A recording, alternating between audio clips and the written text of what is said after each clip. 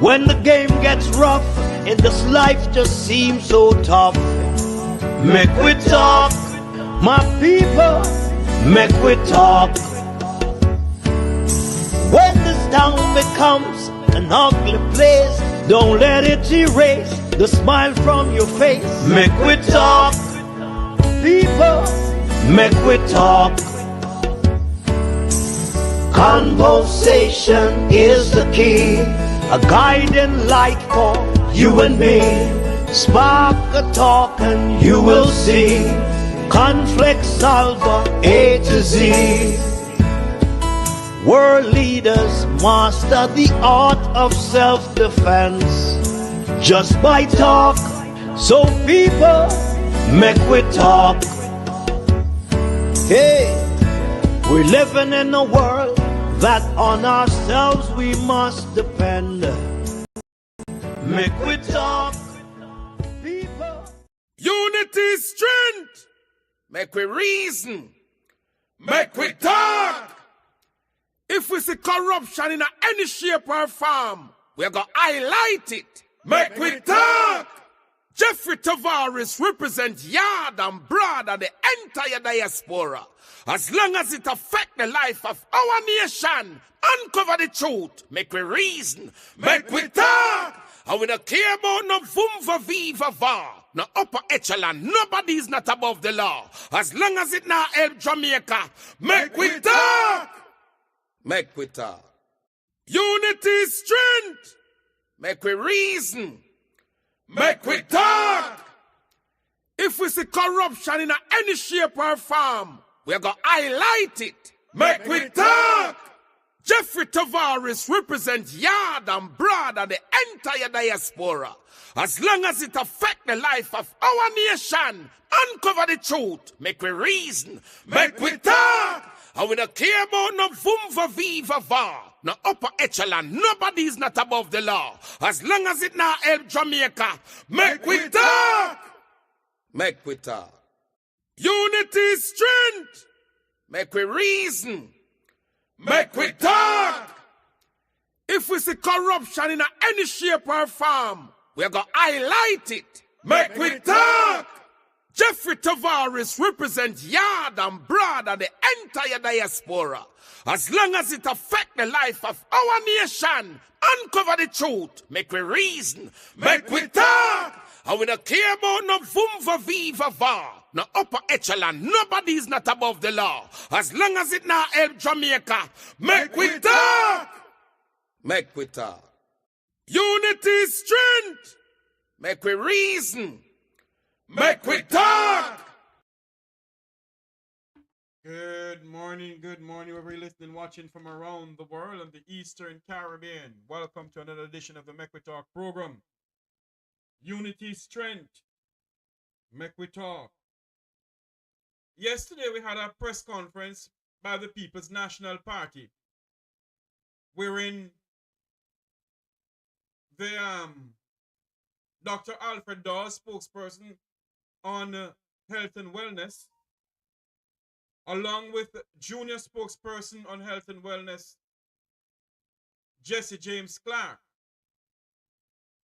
end up telling the people of this country and the people of St. Andrew in particular that the water is not good. No, the Jamaica Labour Party is demanding the resignation of the People's National Party, Jesse James Clarke. My question this morning is this. It seems as if they really want the Jamaican people to drink the water, and it's not good. Mr. Clarke and Dr. Dawes had a press conference yesterday. And this morning you get up, you hear about the JLP demanding of Jesse James Clarke to resign. Obviously, they don't care about the Jamaican people or the well-being of the Jamaican people. Good morning to all of those who are joining us in our chat room. Remember to like, share, Share up this live feed. Share up this live feed, people. Keep the algorithm going. The more you share this live feed, the more the algorithm go and the more people can get to know what is going on in our beloved island, Jamaica. Because obviously the Jamaica Labour Party don't care about the Jamaican people. I was hoping I could get my good friend Conor O'Brien to come on with me this morning. But I'm not getting through to him at all. Mr. James spoke about, Mr. Clarke rather, spoke about the quality of water in our country. And I want you to play this video here. When we finish speaking and everything, we're going to take your calls because I want to hear the feedback of my fellow Jamaicans. Share this live feed to as much Jamaicans you can share it to in Jamaica. Especially in Kingston and St. Andrew. Because yesterday when you heard Councillor James Clarke said that although you may buy water to put in your tank, you do not know where the water truck get the water from. It can be some contaminated water. Lord have mercy, something this morning. It can be some contaminated water that they get and end up selling to the people. So we must make it go out there. That obviously the JLP is hiding something. Why is it that the Labour Party is calling on Mr. James to resign this morning? Mr. Clarke to resign this morning? Something is not right somewhere. And we must question why the Labour Party do not want the Jamaican people to know that there's something wrong. And for far too long, the Mona Dam is open up to the public. For far too long, there has never been a covering on the Mona Dam. Sick, lame, and lazy can walk around the Mona Dam. And that's the water that people drink. Madman. Anything can walk around the Mona Dam. The dogs are walking around the Mona Dam and the defecate around the Mona Dam. And the Mona Dam is the main water treatment plant for some of Kingston and St. Andrew. So my question this morning, before they go out and correct the issue, they're turning this thing into a political football. Because obviously the people of the country must not be aware of what is going on. I want you to listen to the video of Jesse James Clarke and tell me if this man said anything that is wrong. Why they want him to step down, to resign? Why did they call on their Prime Minister to resign with 28 bank account? Why did they call on others to resign? This country of ours has lost $3 trillion.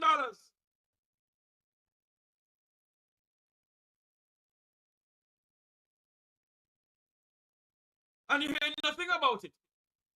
You hear no member of the Jamaica Labour Party or civil society comes out and speak about the rampant corruption in this country.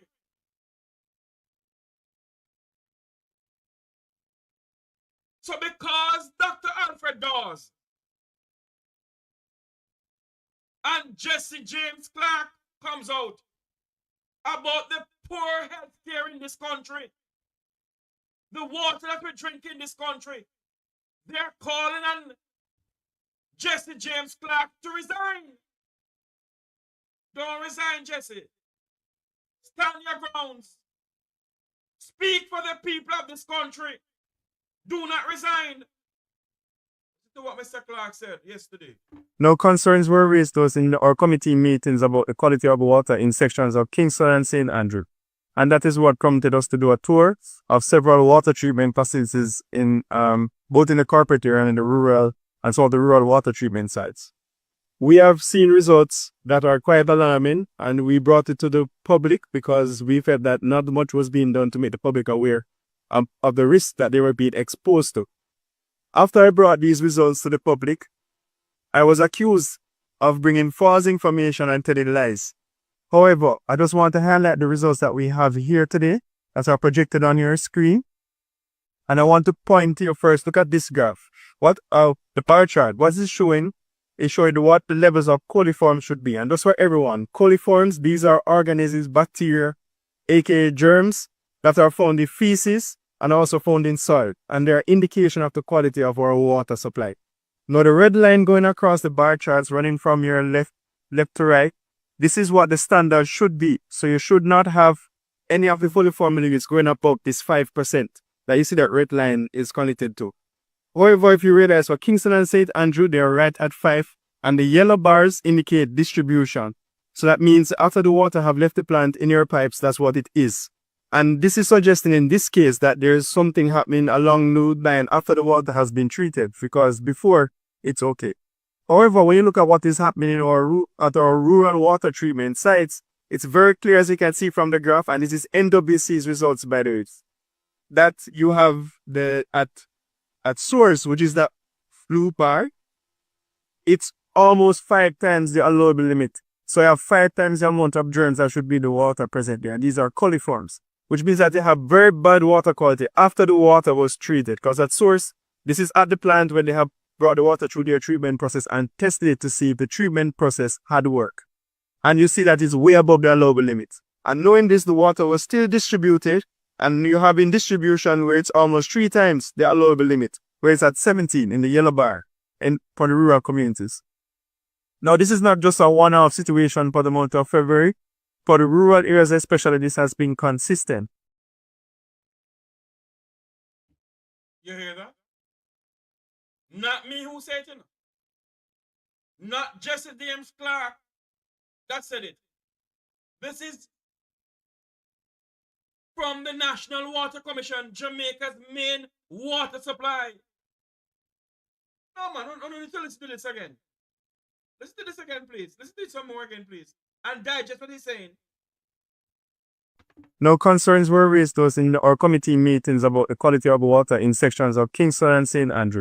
And that is what prompted us to do a tour of several water treatment facilities in both in the corporate area and in the rural and some of the rural water treatment sites. We have seen results that are quite alarming, and we brought it to the public because we felt that not much was being done to make the public aware of the risks that they were being exposed to. After I brought these results to the public, I was accused of bringing false information and telling lies. However, I just want to highlight the results that we have here today that are projected on your screen. And I want to point to you first, look at this graph. What the bar chart, what is showing is showing what the levels of coliforms should be. And that's for everyone. Coliforms, these are organisms, bacteria, aka germs, that are found in feces and also found in soil. And they're indication of the quality of our water supply. Now the red line going across the bar charts running from your left to right, this is what the standard should be. So you should not have any of the coliform liquids going above this 5% that you see that red line is connected to. However, if you realize for Kingston and St. they are right at 5, and the yellow bars indicate distribution. So that means after the water have left the plant in your pipes, that's what it is. And this is suggesting in this case that there is something happening along the line after the water has been treated, because before it's okay.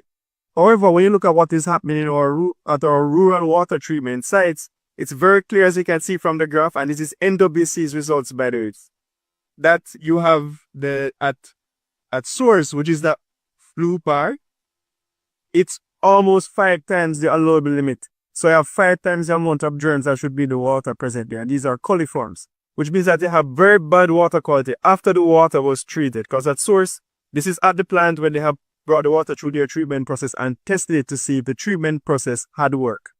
And you see that it's way above the allowable limit. And knowing this, the water was still distributed, and you have in distribution where it's almost 3 times the allowable limit, where it's at 17 in the yellow bar for the rural communities.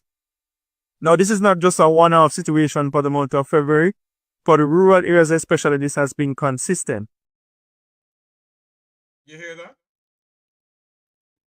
Nobody come out and tell the Jamaican people, especially in Kingston and St. Andrew, the poor Jamaicans, that the water that they're drinking is contaminated. What Mr. James or Mr. Clarke was reading after is a chart from the National Water Commission.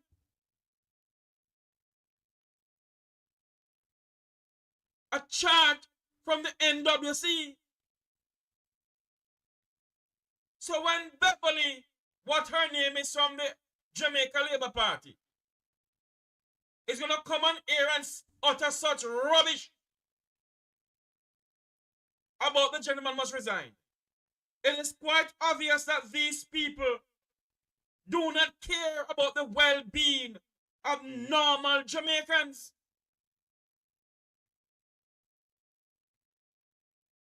And it cannot be that you're leading a nation and there is something happening within the water in the country and you must not speak about it. It's same when they don't want us to speak about the watershed lands that they give away to the Chinese to build 800 luxury houses. All in the name of road. They gave away Jamaica's watershed land to the people from Beijing. Yet, our people don't have water in their pipes. And this Prime Minister sees fit. It started from an office. This thing started from under the PNP, you know, where they started giving away the lands to the Chinese all in the name of road. This is one of him continue it. But what this is one of him do is to give away Jamaica's prime watershed land in St. Ann, and the people of Monique, the people of St. Ann have no water. And we mustn't talk about it. According to the people of the Vumba and the Vumva, we're spreading Jamaica's dirty laundry in public. So we must just sit down in this country and says nothing to those people who believe that all of us is a bunch of set of damn idiots. Jesse James Clarke came out to tell the people of Jamaica that there is certain things in the water and they mustn't drink it. Feces in the water. Same way Edmund Bartlett came out and said, but how United Emirates planes will be flying to Jamaica. Official from there come and say nothing go so. Has Edmund Bartlett addressed the issue yet? Oh no, there is a bunch of set of pathologically mendacious individuals. Them lying them all in the line in the line till they just keep on lying to the people of this country. And it cannot continue like this. We have some more charts to show you. But then the Kingston Public Hospital is in a condition that human can't go in there. And when we come out and issue travel advisory from the United States Department, when I break the breaking news, Idiot Amin, Marlon Morgan, who's a senator, who don't fit to be a senator in this country, take me on and say that I shouldn't say things like that. We must talk about the goodies of it. What goodies? The only goodies that the people are getting is those who are in the influence of the Jamaica Labour Party.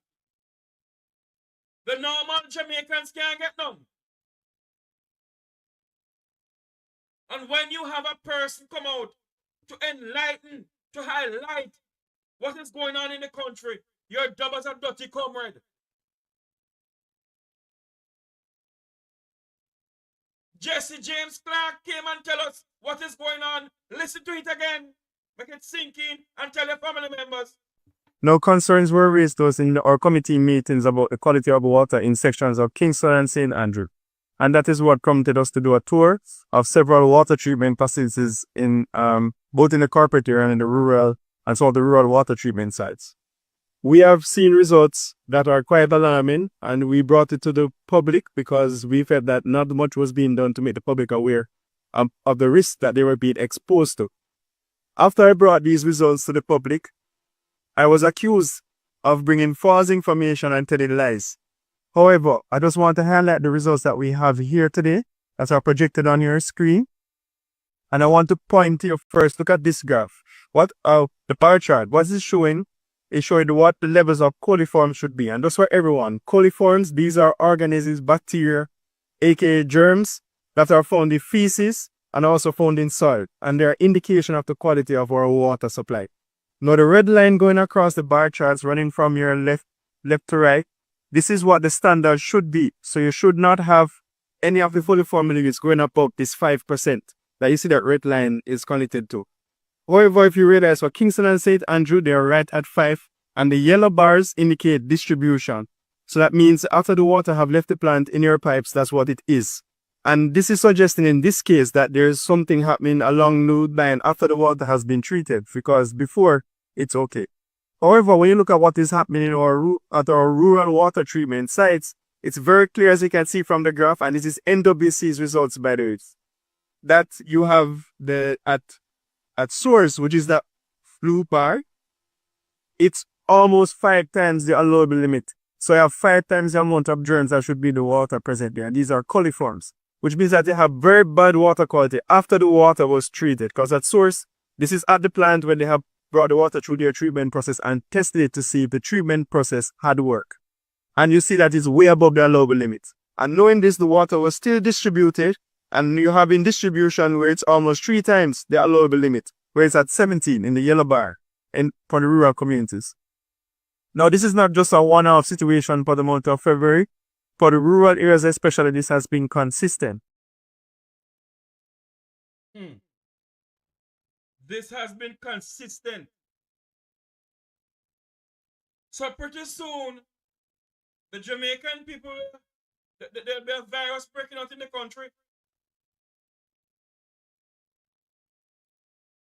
If the government don't want anyone to know about what is going on with the water system in our country, something is wrong somewhere.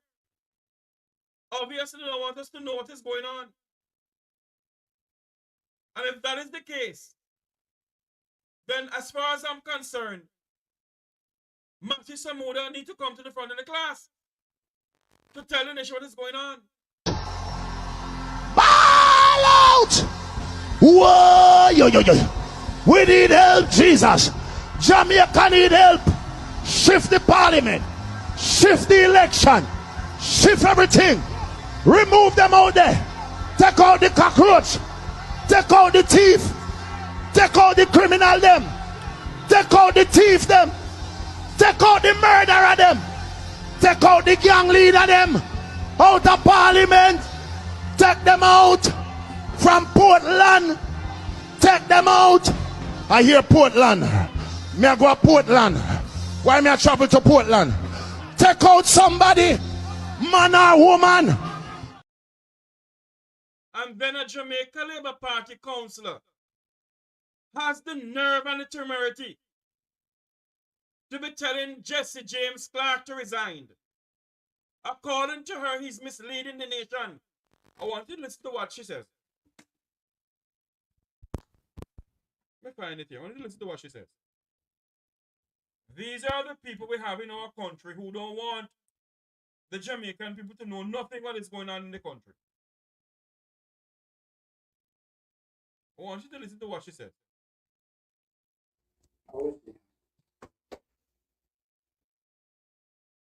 Hey, something to you? Hold on for me.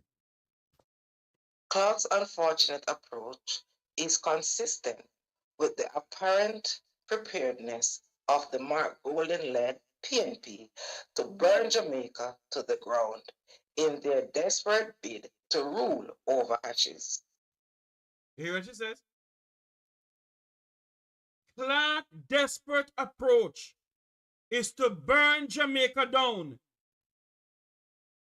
to end up ruling ashes. So tell me something now. A Jamaican citizen who is a part of a political party decide to come and tell the Jamaican people about Jamaica's water facility. Huh? And this is what this council has to say from the Jamaica Labour Party. Listen to her. Clarke's unfortunate approach. Clarke's unfortunate approach. Listen to this. Is consistent. Is consistent with the apparent preparedness. With the apparent preparedness of the Mark Golden-led PNP. Of the Mark Golden-led PNP administration. Listen to this. To burn Jamaica to the ground. To burn Jamaica to the ground. I wonder if these people are trying to tell us something. Listen to some more. To burn Jamaica to the ground. In their desperate bid to rule over ashes. In their desperate bid to rule over ashes? What the dickens is going on here? And I want you to listen to what compare what this woman said, Beverley, whatever her name is, to what Marlon Morgan said the other day. Listen to what Marlon Morgan said. Listen to this. You're going to start learning something, you see, guy. Whether you want to celebrate the pitfalls or setback that Jamaica may suffer or not, no point will be scored for you or the pathetic PNP of which you are a part. I want you to understand that in very clear terms. Because you guys are at a new low in terms of just how pathetic you guys are. Mark Golding, Conrad O'Brien, this Jeffrey fellow, Ralston Hyman, Peter Bunting, you are all a pathetic set seeking to essentially celebrate negatives. So what do travel advisories mean in the grand scheme of things for people who rely on our tourism product? You don't even care about that. And that's why I said what I said last week. You guys would want to get to Jamaica House, even if it means swimming in the blood of your Jamaican brothers and sisters. You hear that? You want to hear what Marlon Morgan says? If it's even to swim in the blood of the Jamaican people, once I want to swim in the blood of Jamaican people, once I want to burn down this country, they are trying to tell the people of this country something. Jamaicans, wake up! Good morning, my good friend. How are you doing? As far as I'm concerned, Dudley. Yes, Jeffrey Tavares. You're live and you're turn everything in the background. Go ahead. Yeah, man. Good morning to you. And good morning to all your viewers and listeners. Yes, man. Go ahead. I heard a call by the JLP for Jesse James to resign. Mm-hmm. And I also heard Jesse James' argument about the poor water quality. Yes. And the California and the fecal matters in the water currently. Yes. But there's a little detail that people I know are overlooking. He's saying presently, right? Mm-hmm. Presently, the water is actually poor and is not fit for human consumption. Right. But when I look at the chart that he displayed, look at the date at the chart. He's saying it's happening presently. What you need to give us a more update chart. The chart is using is from 2010 to 2017. No man, hold on there. I'm looking at something here. Yeah, look at the chart now. It says from 20. Hold on. Yes. Look at the chart. Hold on. Let me look at something here. That says fecal California. Hold on there. Let me look on something because I sent this thing to me earlier on. Yeah, look at the data and the graph he displaying. And it's like, what wait? That data from 2010 to 2017. No, sir. National Water Commission. No, look at the data on the chart. Eh? February No, look at it. Yeah, look at the graph. The graph that it is displaying. The data on the graph is from 2010 to 2017. I was like, no, Dudley. Look at the graph. Let me show you something here. Let me put up this thing up here and show you something. mm-hmm. Because I don't see this set 2010 to whatever. Hold on there for me, please. Yes. Dudley, turn off that thing in the background, please. Yeah.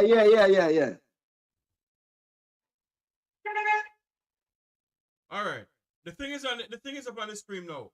Where do I'm you not, see I'm not seeing it. All right. It's the graph that it displayed that said something about fecal California. Yes, that's what I'm looking at. Graph. Yeah, go to the bottom of the graph and the year. Look at the year on the graph. Where the year? I'm not seeing anything there, Dudley. Yes, man. It says 20. The graph that you played earlier with the audio clip. I was like, it says 2010 to 2017. I am looking at it right now. I have 25. No, man, look at the dates and the graph. What graph, Dudley? I'm looking at this thing right here. The one that titled Fecal California. The one that you.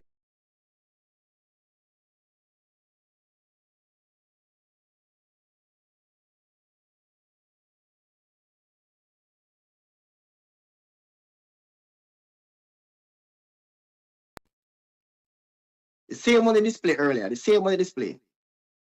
Look at the years on the graph. Hold on. Let me play back this video here because I can't see it. Yeah. Let me play back this video because I don't know what you're talking about. Hold on. Yeah. All right. Let's take this off. I'm going to play back the video and I'm going to figure out what he's talking about because I don't see it. No concerns were raised to us in our committee meetings about the quality of water in sections of Kingston and St. And that is what prompted us to do a tour of several water treatment facilities in both in the corporate area and in the rural and some of the rural water treatment sites. We have seen results that are quite alarming, and we brought it to the public because we felt that not much was being done to make the public aware of the risks that they were being exposed to. After I brought these results to the public, I was accused of bringing false information and telling lies. However, I just want to highlight the results that we have here today that are projected on your screen. And I want to point to you first, look at this graph. What the bar chart, what is showing is showing what the levels of coliforms should be. And just for everyone, coliforms, these are organisms, bacteria, aka germs, that are found in feces and also found in soil. And they're indication of the quality of our water supply. Now the red line going across the bar charts running from your left to right, this is what the standard should be. So you should not have any of the coliform units going above this 5% that you see that red line is connected to. However, if you realize for Kingston and St. they are right at 5, and the yellow bars indicate distribution. So that means after the water have left the plant in your pipes, that's what it is. And this is suggesting in this case that there is something happening along the line after the water has been treated, because before it's okay. However, when you look at what is happening in our rural water treatment sites, it's very clear, as you can see from the graph, and this is NWC's results, by the way, that you have the at source, which is the blue bar, it's almost 5 times the allowable limit. So you have 5 times the amount of germs that should be in the water present there. And these are coliforms, which means that they have very bad water quality after the water was treated. Because at source, this is at the plant when they have brought the water through their treatment process and tested it to see if the treatment process had worked. And you see that it's way above the allowable limit. And knowing this, the water was still distributed, and you have in distribution where it's almost 3 times the allowable limit, where it's at 17 in the yellow bar for the rural communities. Now, this is not just a one-off situation for the month of February. For the rural areas especially, this has been consistent. I think Dudley need a glasses, you know. Because I am seeing February 2025. I just not 2010 or 2017.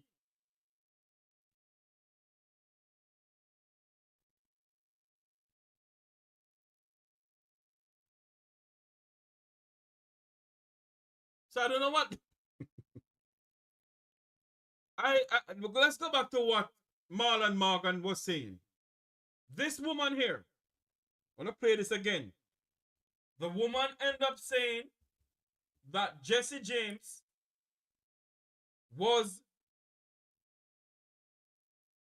he's misleading. He's misleading the place. He's telling lies. And this is what she said. Clarke's unfortunate approach is consistent with the apparent preparedness of the Mark Golden-led PNP to burn Jamaica to the ground in their desperate bid to rule over ashes. In their desperate bid to rule over ashes. How are we going to burn down Jamaica? I'm going to open the phone lines and I want you... No, before I do that, there's something else I want to show you guys. Apart from the water facility and the water problem in Jamaica, there's issues facing us at KPH. Our health sector is in crisis. And I want to show you a chart here that was sent to me.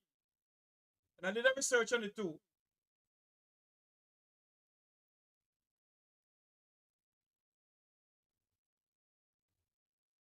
There it is. I want to show you the mole crisis at KPH. Look there. You see the moles? I can enlarge this thing here. You see it? That is what the Jamaican people are going to. $3 trillion of taxpayers' money gone down the drain. And that is the Kingston Public Hospital.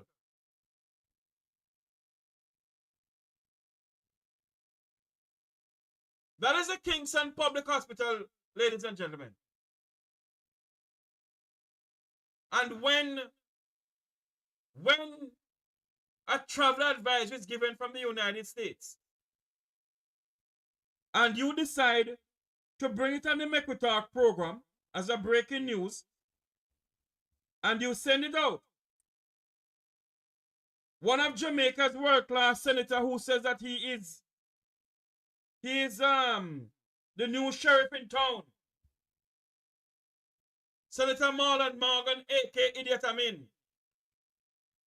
This is what Senator Morgan sent out. You're going to start learning something, you see, guy. Whether you want to celebrate the pitfalls or setback that Jamaica may suffer or not, no point will be scored for you or the pathetic PNP of which you are a part. I want you to understand that in very clear terms, because you guys are at a new low in terms of just how pathetic you guys are. Mark Golding, Conrad O'Brien, this Jeffrey fellow, Ralston Hyman, Peter Bunting, you are all a pathetic set seeking to essentially celebrate negatives. So what do travel advisories mean in the grand scheme of things for people who rely on our tourism product? You don't even care about that. And that's why I said what I said last week. You guys would want to get to Jamaica House, even if it means swimming in the blood of your Jamaican brothers and sisters. But guess what is the reality, guy? Guess what is the reality? The sheriff is in town now. Marlon Morgan is on the park now. It's a different ball game now. So when I buck Peter Bunting in the Senate and lick him in him clot, whoever want try take it off of him, try take it off of him if you know bad. Watch the ride, blood. Watch the ride. And I want the public to know that this is a government senator. This person was just speaking a while ago. Is a government senator. Senator Marlon Morgan, who is on News Talk 93 FM. And if it wasn't for Conrad O'Brien, I know this is the News Talk 93 FM anymore.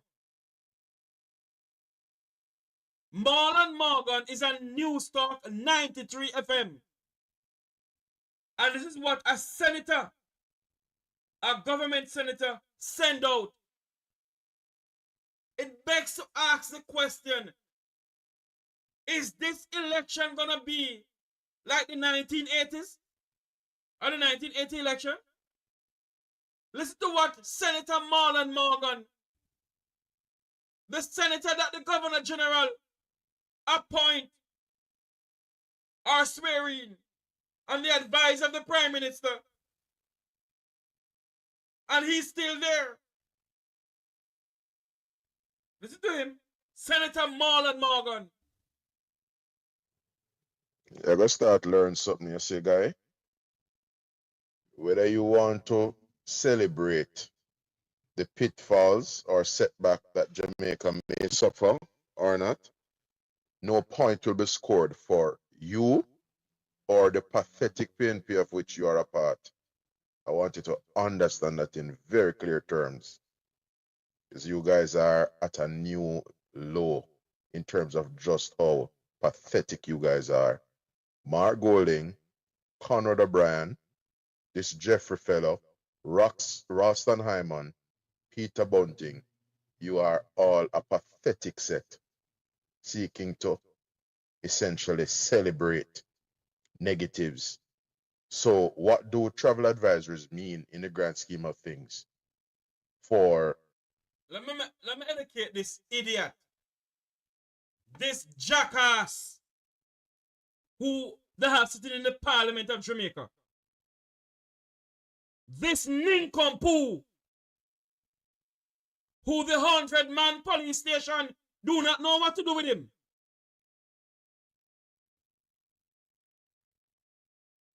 This nincompoop they have in the Parliament of Jamaica help to make laws for the people of this country. A travel advisory means that when there is issues facing your country, high crime rate, lack of proper health care, idiot I mean, jackass Marlon Morgan, who you only fit to go and rule, rivet and dump. You do not fit to be in the Parliament of Jamaica. You're an idiot. And I wonder why News Talk 93 FM have you on air. Is it that News Talk only want to make some money? And have all of these propagandists on air? This idiot who is threatening Jamaicans? Huh? It means, a travel advisory means that when a country is facing certain issues, healthcare problem, crime problem, the United States is advising their citizens not to go there. Idiot I mean. Who you Marlon Morgan, and everyone want me to only fit to be at Rivet and Dump. Only not fit to be in the Parliament of Jamaica. Only is a disgrace to the Parliament of this country.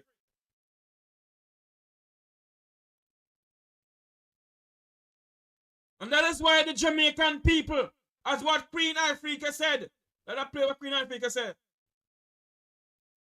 That is why the Jamaican people must listen to Queen Africa. Listen to her.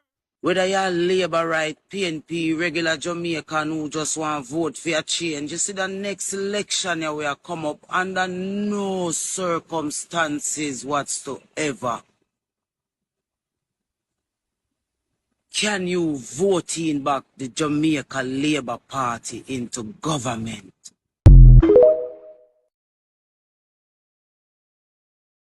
in case you did not listen to it carefully, listen to what Queen Ifrica is telling the Jamaican people. A lot of celebrities are coming out now, speaking out. Because when you have people like Idiot Amin, a jackass like Marlon Morgan, threatening the people of this country, that a Jeffrey Tavares, a Mark Golding, a Conrad O'Brien, a Peter Bunting, and a Ralston Hyman, we will swim in the blood of the Jamaican people to get to Jamaica House. They are sending us a message. And when you have this lady here from the Labour Party, who's a councillor, saying that we will burn down Jamaica to get to Jamaica House. Can't you people see what is going on in this country?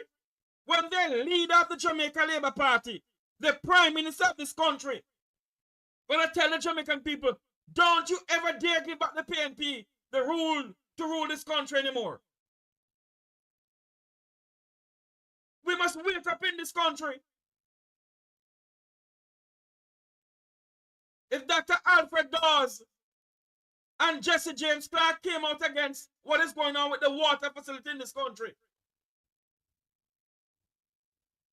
and Dr. Dawes is showing us the molds of the Kingston Public Hospital, while that idiot who is on Newstalk 93 FM, that jackass at Newstalk over there, why don't he speak about the molds at the KPH?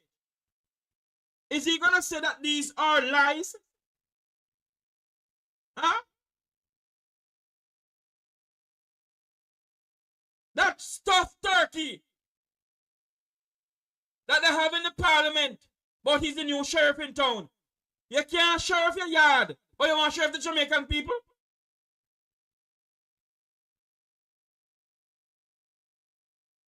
These are the people in this country who want to create laws for the people of this country.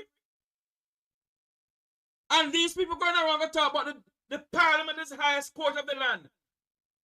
These are the idiots we have governing this country. When you look at what is going on at KPH, look at the mall. Look at the mall, people. Look at the mall. There you have it. Ultrasound department mall. Operating theater mall. Why didn't they show this? Why didn't they make Marco Rubio? What the Prime Minister should have done is carry Marco Rubio around to the hospitals. Why Marlon Morgan don't spread this on his radio talk show and News Star? Why that idiot do not talk about the molds of the Kingston Public Hospital?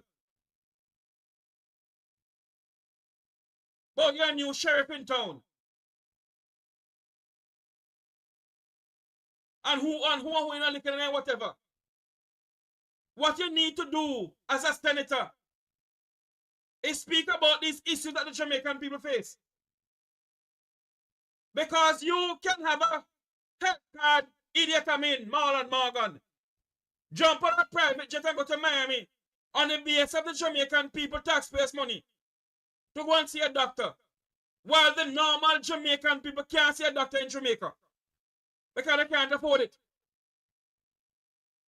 And when I go to KPH, they have mole. They get even more sicker. These are the people we have in our country, ruling this country. And that is why when you hear Queen Ifrica say this, take it at heart. Whether you're Labour right, PNP, regular Jamaican who just want to vote for a change, you see the next election here will come up under no circumstances whatsoever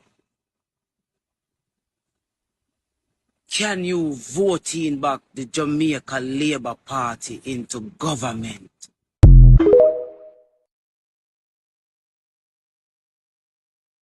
Whether you're Labour right, PNP, regular Jamaican who just want to vote for a change, you see the next election here will come up under no circumstances whatsoever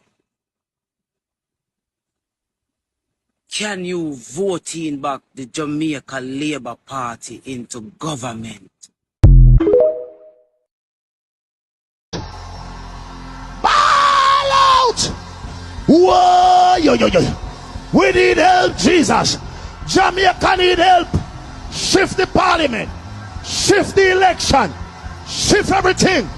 Remove them out there. Take out the cockroach. Take out the thief. Take out the criminal them. Take out the thief them. Take out the murderer them. Take out the gang leader them. Out of parliament. Take them out from Portland. Take them out. I hear Portland. Me I go to Portland. Why me I travel to Portland? Take out somebody, man or woman.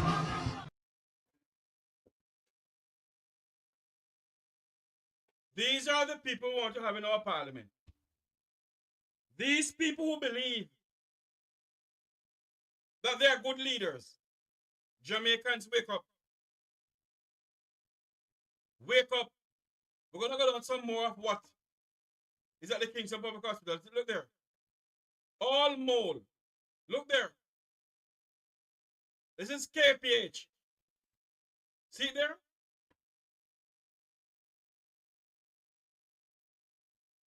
That's the Kingston Public Hospital for you.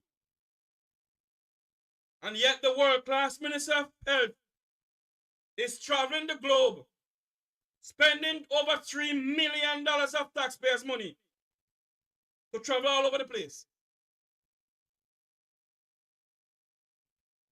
That's what is going on. There you have it. Mold all over the place. See there? High level of mold. And we'll come out and speak about these things. It's a problem. What if you don't believe anything that I do? Try going on a KPH.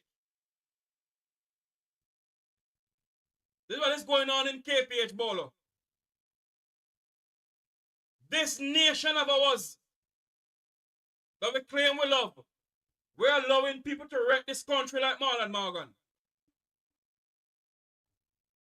Idiots like Marlon Morgan is wrecking this country. The numbers to call into the program, we're going to open up the phone lines for you to get all of you to call in and tell us what is your views on this. The numbers to call is 954-529-8030. Hit the super chat at the same time, people. Like up the live feed. Hit the super chat. 954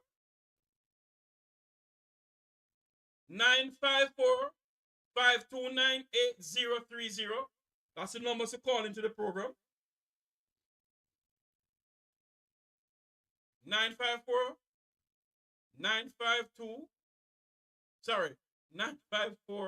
529 8030. These are the people we have in our country. All because this gentleman here came out and talked about the water quality in Jamaica. Listen to this. No concerns were raised to us in our committee meetings about the quality of water in sections of Kingston and St. And that is what prompted us to do a tour of several water treatment facilities in both in the corporate area and in the rural and some of the rural water treatment sites. We have seen results that are quite alarming, and we brought it to the public because we felt that not much was being done to make the public aware of the risk that they were being exposed to. After I brought these results to the public, I was accused of bringing false information and telling lies. However, I just want to highlight the results that we have here today that are projected on your screen. And I want to point to you first, look at this graph. What the bar chart, what is showing is showing what the levels of coliforms should be. And those for everyone. Coliforms, these are organisms, bacteria, aka germs, that are found in feces and also found in soil. And they're indication of the quality of our water supply. Now the red line going across the bar charts running from your left to right, this is what the standard should be. So you should not have any of the coliform units going above this 5% that you see that red line is connected to. However, if you realize for Kingston and St. Andrew, they're right at 5, and the yellow bars indicate distribution. So that means after the water have left the plant in your pipes, that's what it is. And this is suggesting in this case that there is something happening along the line after the water has been treated, because before it's okay. However, when you look at what is happening in at our rural water treatment sites, it's very clear, as you can see from the graph, and this is NWC's results, by the way, that you have at source, which is the blue bar, it's almost 5 times the allowable limit. So you have 5 times the amount of germs that should be in the water present there. And these are coliforms, which means that they have very bad water quality after the water was treated. Because at source, this is at the plant when they have brought the water through their treatment process and tested it to see if the treatment process had worked. And you see that it's way above the allowable limit. And knowing this, the water was still distributed, and you have in distribution where it's almost 3 times the allowable limit, where it's at 17 in the yellow bar for the rural communities. Now, this is not just a one-off situation for the month of February. For the rural areas especially, this has been consistent. Here. And nobody, the medias in Jamaica don't know about this. The medias in Jamaica didn't publish this. This is what is going on in this country about. And then you have the Kingston Public Hospital. KPH, where everybody want to go to. Where poor people like myself and family members have to go to. Pure mole. Mole all over the place. There we go. There it is. Pure mole. That $3 trillion is not accountable for. Could build a brand new hospital, a brand new Kingston Public Hospital. Look there. In 2025 Jamaica, this is what the Jamaican people are subjected to.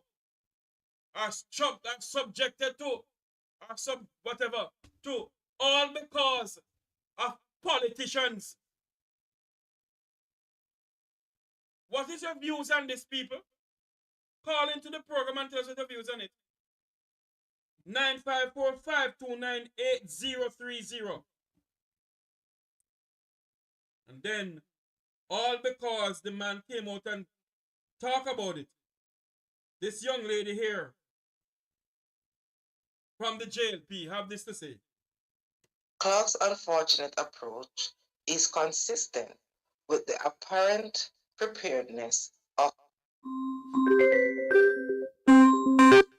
Good morning, welcome to the Mecca program. You're live. Hey, good morning. Hey, Jeffrey. Hey, my friend. You notice a pattern in the country? Yes. We have a lot of important offices and positions that are held by people who have no idea what they're doing and has nothing to offer to the country. Let us start now, Jeffrey. Go ahead. When we talk about the National Water Commission, remember, Jeffrey, this is the same individual who is the president of the National Water Commission that was hauled before court. Yes.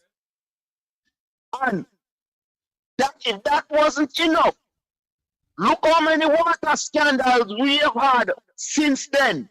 And nothing has been done. Plus this one. And this man still has a job. Let us move on. The man who is in charge of National Work Agency, what's his name? Stephen Shaw? Yes. That man has had so many failures. And he still has a job. Let's move on to the man who is in charge of solid waste. They still have a job. So what we got to realize as Jamaicans is that the people who we have in charge, they mean us no good. It's not now the water sources have been contaminated, Jeffrey. See, just last year we had a big contamination and it was settled with the NDA and it come back and happen again and Nothing is happening about it, Jeffrey, because guess what? What they increased the fine to was like $10 million. And not only that, my friend, not only that, the water is contaminated and nobody tell the Jamaican people about it. Jeffrey, it's just like how people have been going to KPH and been complaining for a long time. When you go into a lot of these government facilities and they say they are A class, when you look on them, they are the worst. Nobody Most public facilities in Jamaica, like hospitals, they don't have an MRI, they don't have a CT scan, they don't have the basic equipment that's working 24 hours. So how can these be A-class facilities? Very good question. How can they? And then when you go to these facilities for a long time, they have been short workers. Yes, yes. See, we just had a work fair with 600 people and they didn't hire them right on the spot. Yes. They brought out over 10,000 people and now they can't tell us how many of those people were hired. Boy. It's a joke. It's more than a joke, my friend. And then when you look and you hear the amount of money that's being spent, no accountability whatsoever. All right, in the States, if it... Okay, Jeffrey. Next call coming in. Thank you. All right. Good morning. Welcome to the Local Talk program. You're live. Yes, my brother. Good morning, my brother. Morning, sir. Yes, man. Peace and love again. My brother. You see how what is going on in Jamaica? Is our land and we dearly love our country. Dearly, dearly love our country. But what is going on, my brother? I know you guys are fighting for our Jamaican people. You know? And they're doing all that in the can. And we really appreciate it. We really got to the help. But I'm telling you, I believe, and that's my belief, Jamaica is a blessed country. Jamaica blessed from the head to the toe. Jamaica is very rich in so many ways that... Are you talking to me on a speaker, sir? You hear me? You hear me? Are you? Do you have a speaker on talking to me? Yes, I did. Turn me off the speaker, please. Yes, okay. Sorry about that. Yes. So, Jamaica is so rich that Jamaica, the riches that Jamaica have, other countries benefit from it. Okay? And because they know that, I'm telling you, if you notice how the China come in and started to take over, America don't want to come in and take over. Let us not shift from the topic that we're on, sir. We're talking about the water quality in Jamaica and the health. Yeah, I'm coming to that. No, don't shift away from that, sir. Okay. All right. Well, the water system, right? The water system, what is going on in Jamaica, right? The condition of the water that people need, water that people have to use, right? And the way how it's contaminated. I'm telling you, I believe these leaders of Jamaica don't care one heck about the Jamaican people. I believe they just want to get rid of Jamaican people, want to kill out Jamaican people so that they can take over. That is my input. Thank you very much. All right, sir. Thanks very much. Thanks for calling in. The number is 954-529. PNP to burn Jamaica to the ground in their desperate bid to rule over ashes. Let me correct something here. Stephen Shaw is not in charge of works. E.G. Hunter is. Correct something here. Thank you very much, my good friend, for correcting me here. I tell you something, you know. Lord of mercy. 954-529-8030. That's the number to call into the program. 954-529-8030. That's the number to call into the program. What is your views on the water quality? You hear about water quality in Jamaica. What's your views on it? I want to Also, let you know that this evening at 7 p.m. Jamaica time, 8 p.m. US time, we'll be having a discussion with opposition spokesperson finance, Mr. Julian Robinson will be on the program. He'll be on the program this evening. But when you look at the whole situation that's going on in this country of ours,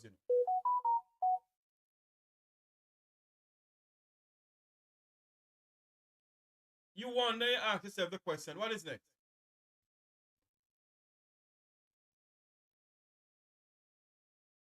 What is next? If you have people like Amal and Morgan and others, has no regard for the people of this country. This lady here who's a councillor is asking Jesse James Clarke to resign because he came out and spoke about the water quality in our country. He must resign. And I want to show you why they want the man to resign. Look at this and listen to this, please. No concerns were raised to us in our committee meetings about the quality of water in sections of Kingston and St. And that is what prompted us to do a tour of several water treatment facilities in both in the corporate area and in the rural and some of the rural water treatment sites. We have seen results that are quite alarming, and we brought it to the public because we felt that not much was being done to make the public aware of the risks that they were being exposed to. After I brought these results to the public, I was accused of bringing false information and telling lies. However, I just want to highlight the results that we have here today that are projected on your screen.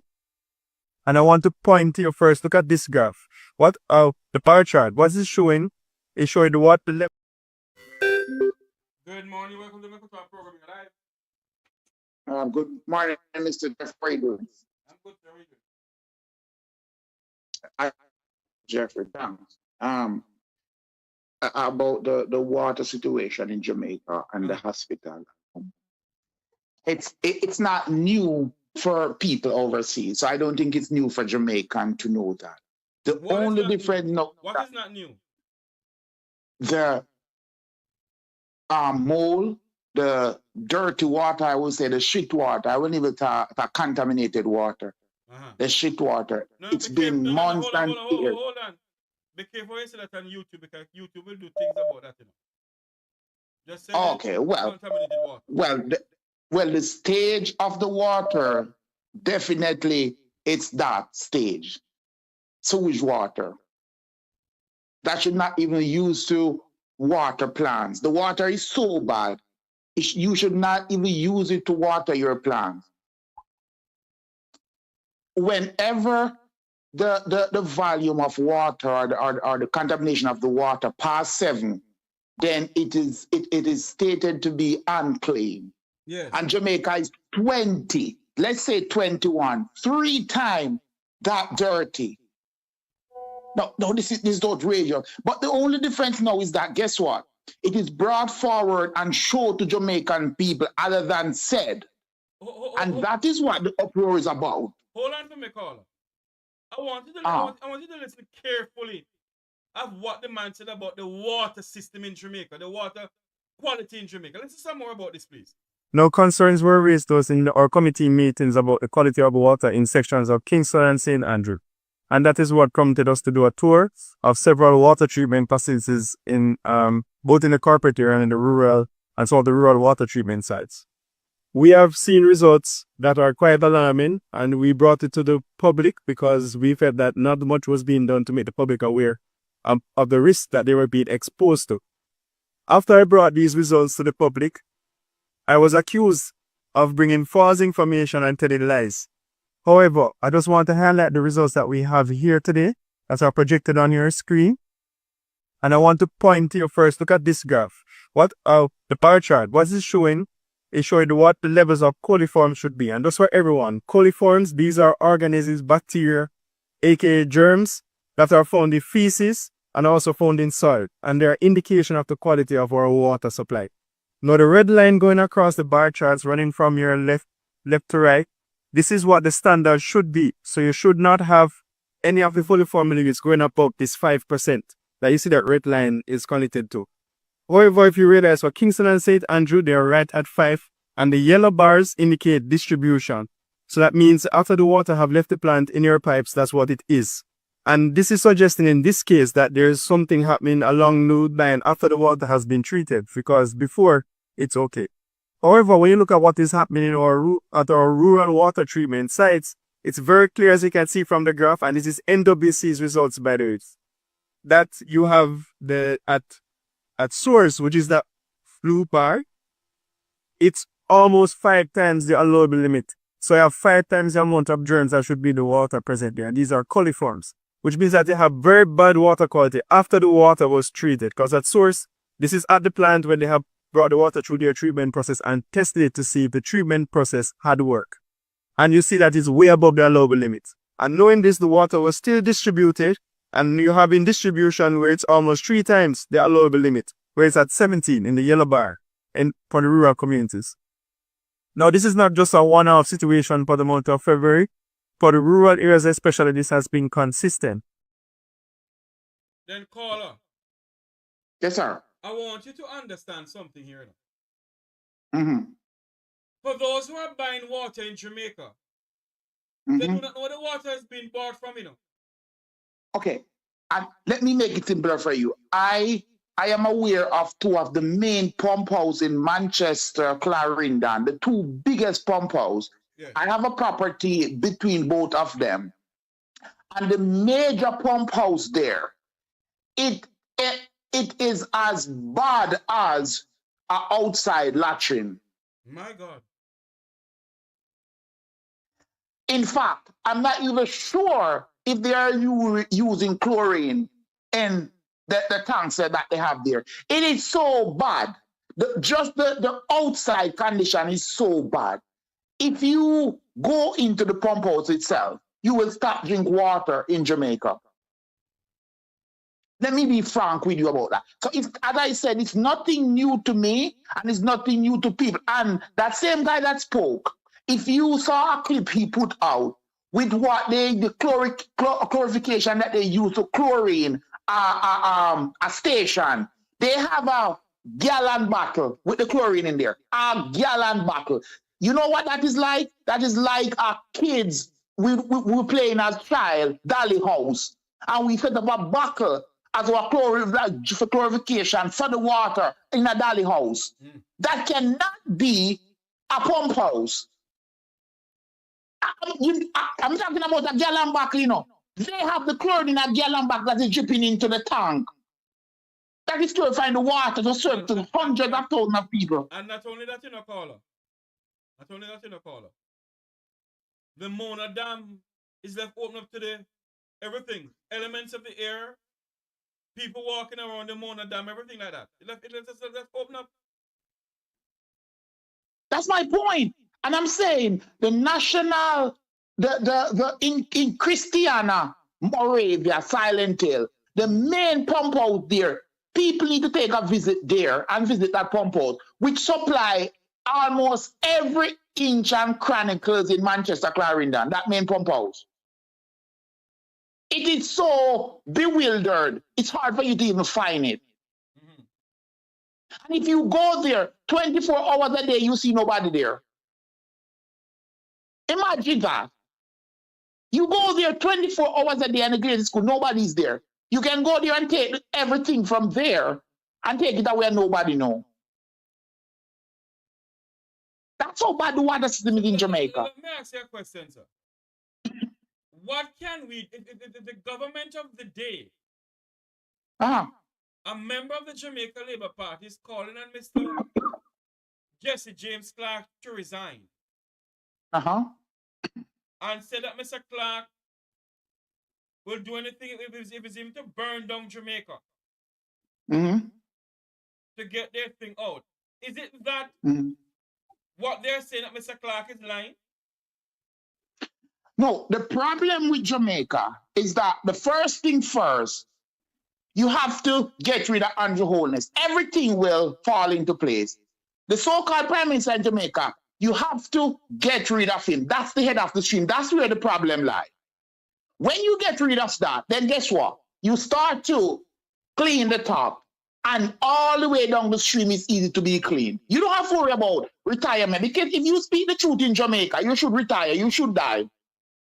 Jamaica is run off PR. People is hungry, but everybody is well fed. It's eating steak and lobster. Everybody But you are like dying for people dying for hunger. who? Everybody like who? No, that's the picture. The picture that is painted in Jamaica is that all we consume in Jamaica is lobster, shrimp, steak, Hold on a blue minute. marley. Hold on a minute. GG. I come in Jersey for some steak and lobster. To lunch and dinner. Go ahead for me, caller. Even Gigi, I hate to hear that name, Gigi. No. Hold on for me. I'm not talk about Gigi. I'm talk about Gigi on my platform. You're young. Some of them know they call themselves Gigi. I'm not talk about the one where I don't there. All him do is go around and yam. Yeah, but that's what I'm saying. That man is worse than Andrew Holness. The Governor General in Jamaica is more hypocritical. The Governor General is from the pit of hell, below Satan. No, stick to the point we're talking about. We're talking about the water in the hospital. Them. We're not talking about the one who go on. Yeah. But you need to know that he contributes to all this too. In what? He contributes to all this. He has the legal right. He has the legal right to stand up for the people in Jamaica. That's why he's getting how much million of dollars for $38 million. What is the role of the GG, sir? Sir, his role is to break up and fix. He have a vital role. He's the man that can step in and make the Prime Minister act accordingly. He's the only one with the power that can stand up to the Prime Minister and him dirty deeds and the dirty thing that is going on in Jamaica. Yes, he is the only one with the power can do that. And he's not blind, and he has family in Jamaica, and he used to live off the back of poor people who are suffering. Big up to ABR TV, News TV. Good morning to you, sir. But yeah, Paula, that GG built his life off the back of suffering Jamaican. Hold on. Let's go back to what we are here to talk about. And we're here to talk about the water quality and the deplorable condition that the KPH is in. That's what we're talking about. We're not talking about the GG and the yeah, okay. I'm just saying. You have 2 more minutes leave. Go ahead. Yeah, so the condition of the water in the hospital in Jamaica, it's not just 1 year, it's not 2 years, it's not 3 years. People been crying out from years upon years. I have both of my parents die in Mandeville Hospital. Die.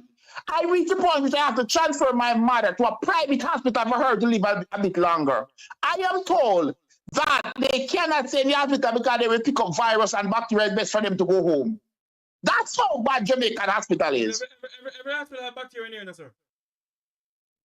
In the sense that they are saying it's the world have bacteria in there. Yeah, but beyond the ordinary in Jamaica. No. Beyond. Every hospital in the world has bacteria. Cayman has bacteria in the hospital too. But to the extent that a patient cannot be there because of contamination. Having bacteria is one, but to the extent that you're saying that a patient cannot be there because of how contaminated it is, I'm not talking about those little bacteria that is in your mouth. Your body is full of bacteria, but to the extent that a patient who is in a critical condition cannot be there. That's the bacteria I'm talking about. Well, that is what is going on in Jamaica. This is the KPH hospital, people. This is the Kingston Public Hospital that all our family members have to go to. That's the KPH full of mold. Look there. That's the Kingston Public Hospital is full of mold. And the little tile thing that they have in there is falling, the roof is falling apart because the air condition is leaking. The air condition is leaking, and look there, pure mold. Operating theaters are not working. Go ahead for me, sir. Yes, just to answer the truth, the facts, and the reality of people's life and underground. Is that a problem now? For you to be aware of what the type of water you're drinking, is that a problem? for you to be aware of a hospital that is there to help you when you're in difficult, deep crisis? Is that a problem? To forget it fixed? Should you have a problem getting your water system and hospital fixed? Your school?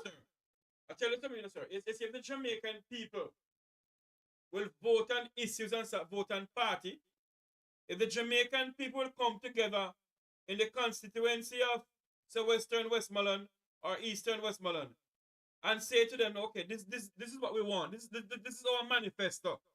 This is Western Westmoreland manifesto. We need this and we need that.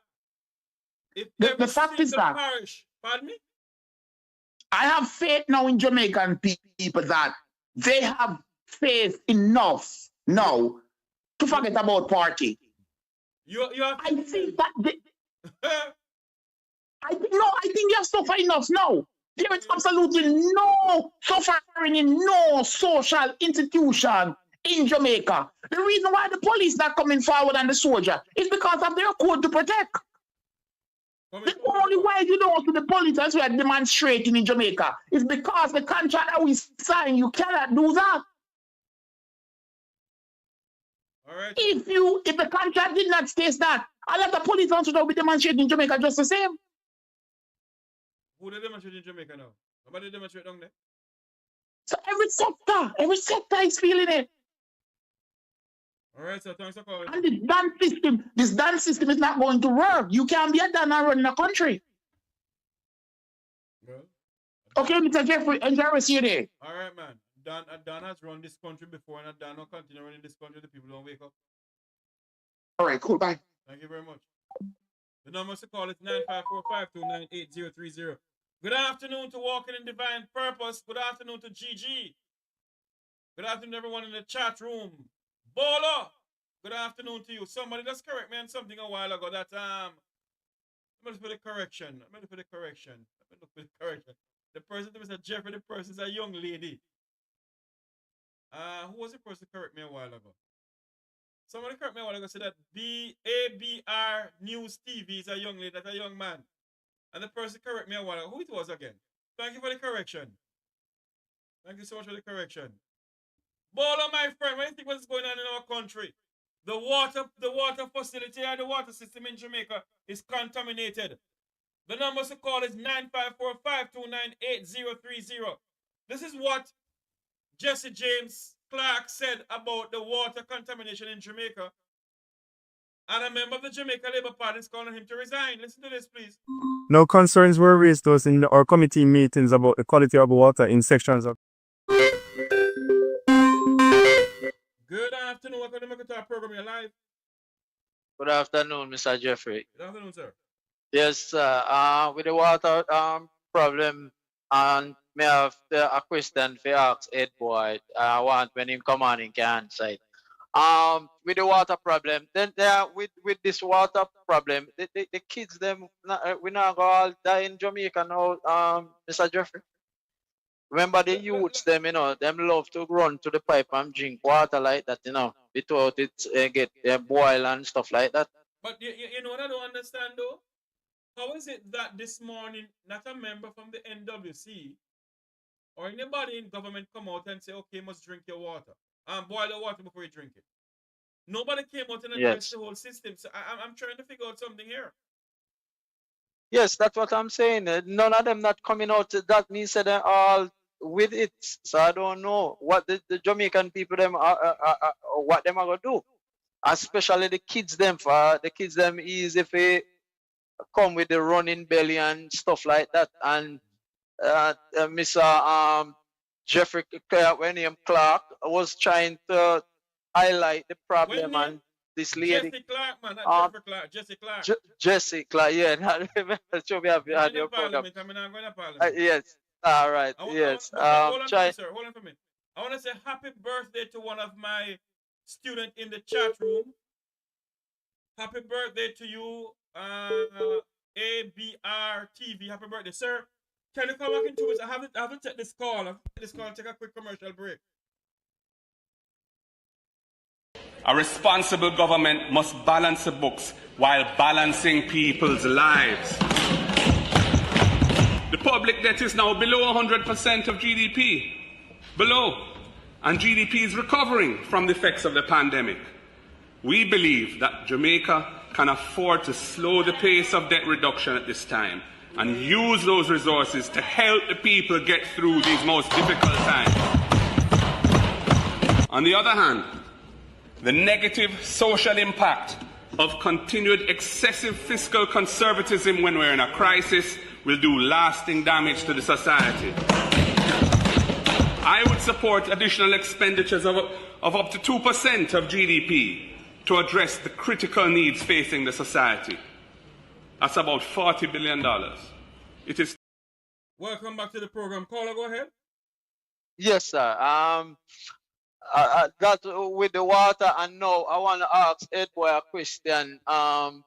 When him come on the program, that he can answer it when he come on the program about the GG, as what the lady was talking about. What role did GG take in Jamaica? What role he played in Jamaica? The Governor General is the head of state, sir. The Governor General represents the yes, but there's no time he can oppose to the Prime Minister, like when them said to sign off on the Portmore thing. There's no way. No, hold on for me. Yes, sir.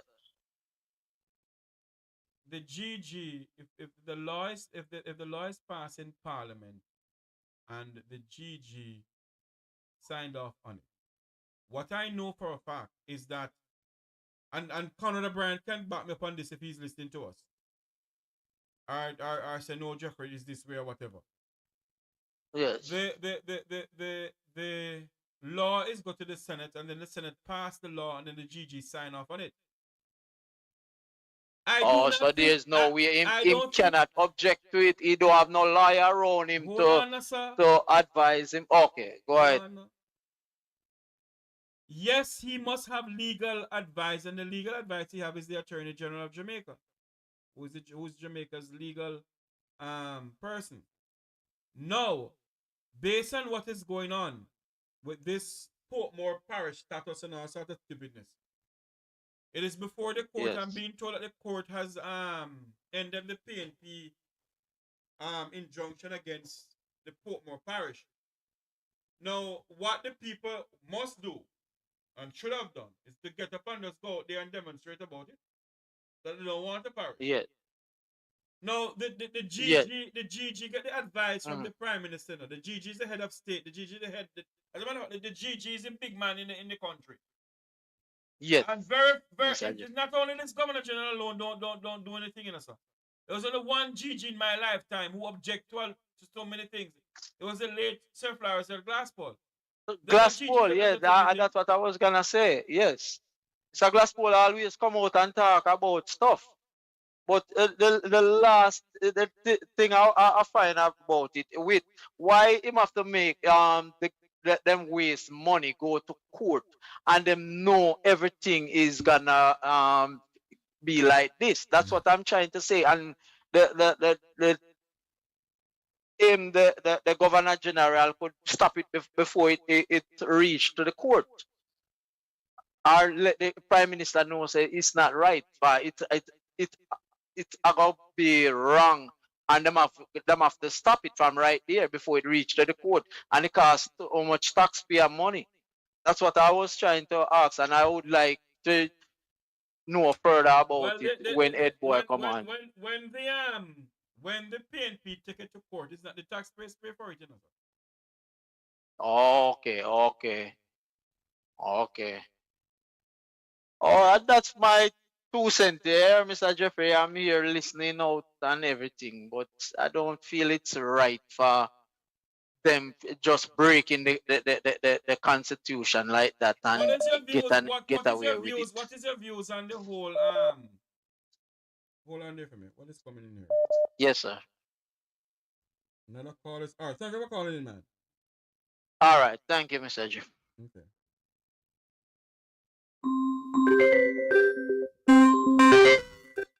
Good afternoon, Bolo. How you doing, man? Welcome to the program. Blessings to you, Mr. Tavares. How you doing, sir? I am here looking and living and watch what's going on in the land of wood and no water, contaminated water given to the people. Yeah, I tell you. All right, so where this thing up with it, to me, there's two things in play here. The JLP is saying and the NWC is saying that Mr. Mr. Jesse James Clarke is lying. All right, that's the first thing them do. Him come out with him evidence now. He even mentioned that the NWC put out on them page that them, them found something and them have a process that they go through. Them lock up the pipes them and flush the system. And then Jesse James is saying, well, if that's the case, we want to verify from the citizens in the area whether this is so.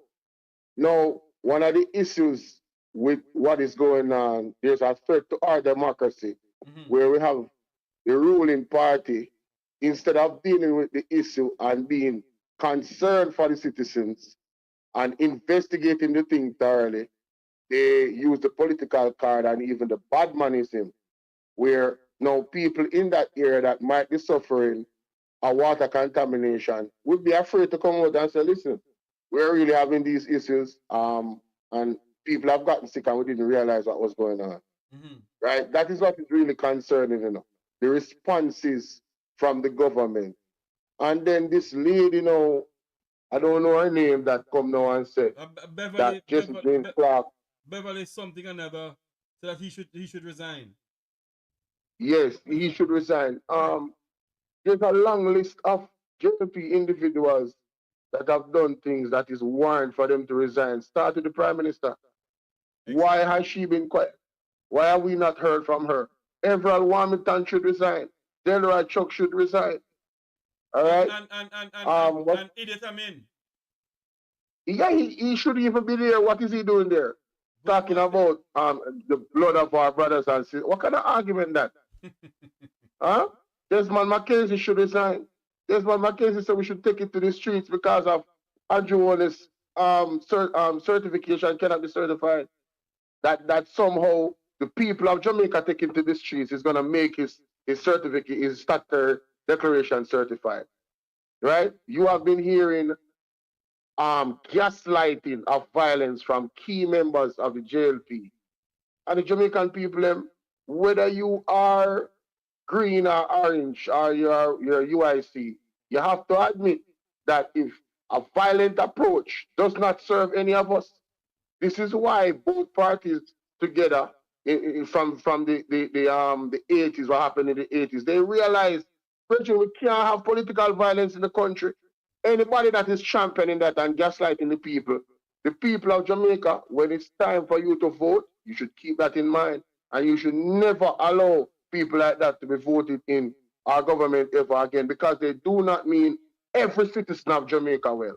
I want you to listen to what she said, though. Don't go. Listen to what she said. Clarke's unfortunate approach is consistent with the apparent preparedness of the Mark Golden-led PNP to burn Jamaica to the ground in their desperate bid to rule over ashes. Now tell me something now. Bolo, you and I go to school. When you listen to somebody say something like that, what that does, when you listen to it, what comes to your mind? No, before I tell you what comes to my mind, these people are irresponsible with their choice of words. Let me say that. And this again, if somebody should take that to the extreme and literal, it's violence. All we're hearing is violence, burned to the ground, ashes. What do you mean by that? She need to clarify that. She need to come out and clarify what she meant by that. But if the people interpret it as something bad, well, she has nobody else but to blame but herself, because there's a saying, with great power comes great responsibility. And as a public figure that is in the government, representing your government at a time where elections are just around the corner, you would think that you'd be very careful about your choice of words. True. Right? Because this can be easily used against the Jamaica Labour Party when you think about all the other things that members of that party, key members, have said. I want you to listen to over something. My dead body. Yes. Eh? I want you to said over his dead body, Mark Golden will not win. And if the people vote with me, what is he going to do? Die? I want you to listen to something too We're in the great, the idiot Nestor Morgan, who's in the Senate, said. This is what Nestor Morgan said. You're gonna start learning something, you see, guy. Whether you want to celebrate the pitfalls or setback that Jamaica may suffer or not, no point will be scored for you or the pathetic PNP of which you are a part. I want you to understand that in very clear terms, because you guys are at a new low in terms of just how pathetic you guys are. Mark Golding, Conrad O'Brien, this Jeffrey fellow, Ralston Hyman, Peter Bunting, you are all a pathetic set seeking to essentially celebrate negatives. So what do travel advisories mean in the grand scheme of things for people who rely on our tourism product? You don't even care about that. And that's why I said what I said last week. You guys would want to get to Jamaica House, even if it means swimming in the blood of your Jamaican brothers and sisters. But guess what is the reality, guy? Guess what is the reality? The sheriff is in town now. Marlon Morgan is on the park now. It's a different ball game now. So when I buck Peter Bunting in the Senate and lick him in him clot, whoever want try take it off of him, try take it off of him if you're not bad. Watch the ride, blood. Watch the ride. Now tell me something now. I think I said Nestor Morgan. It's Marlon Morgan. Tell me something now. Right. Marlon Morgan, a government senator, is gonna send a voice note that out. And still, Marlon Morgan is still in the Senate of Jamaica. Bolo, And not after resign. I give you 2 minutes. Go ahead. Yeah, using his logic, Jeffrey, when he says that they want to burn down Jamaica. When a patient go to the hospital, doesn't the doctor have to first diagnose the problem first before they can fix it? Of course. What the JLP is saying to us is that we should not talk about the problems publicly. We should hide the problems, and then they're using that to say that the travel advisory that the PNP is highlighting is not a fact. Well, if we don't know the problem, how are we going to fix it? We're going to act like the problem is not there. This is the leadership on the track. This is the way how the JLP has been going. But it's a PR government. Them literally just don't want you to talk about the problems of Jamaica because they don't want it to go to the globe.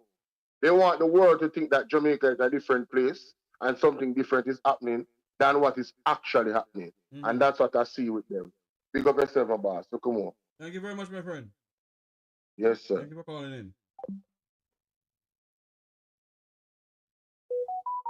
The number to call is 954-529-8030. 954-529-8030. That's the number to call in. Good afternoon. Welcome to the Mecca Talk program. You're live. How you doing, Jeffrey? I am doing good. Who is this? Mass. Yes, sir. Where are you calling from? I'm at Jamaica, man. All right, go ahead. Spanish Town, to be exact. Yeah. But you just contaminated the program a while ago. With what? You can't play Marlon Morgan vice for a program. Why? You have to sanitize the place. Did you listen? You listen to that destruction. Hold on, no, man. Did you listen to what he said? Me hear it from it. What did he say? You're one of them who no one. Let me first tell you, you're one of them. In no one Ralston, in no one Conrad. No, I'm hold on there. I am not looking at the man, because I'm not that way.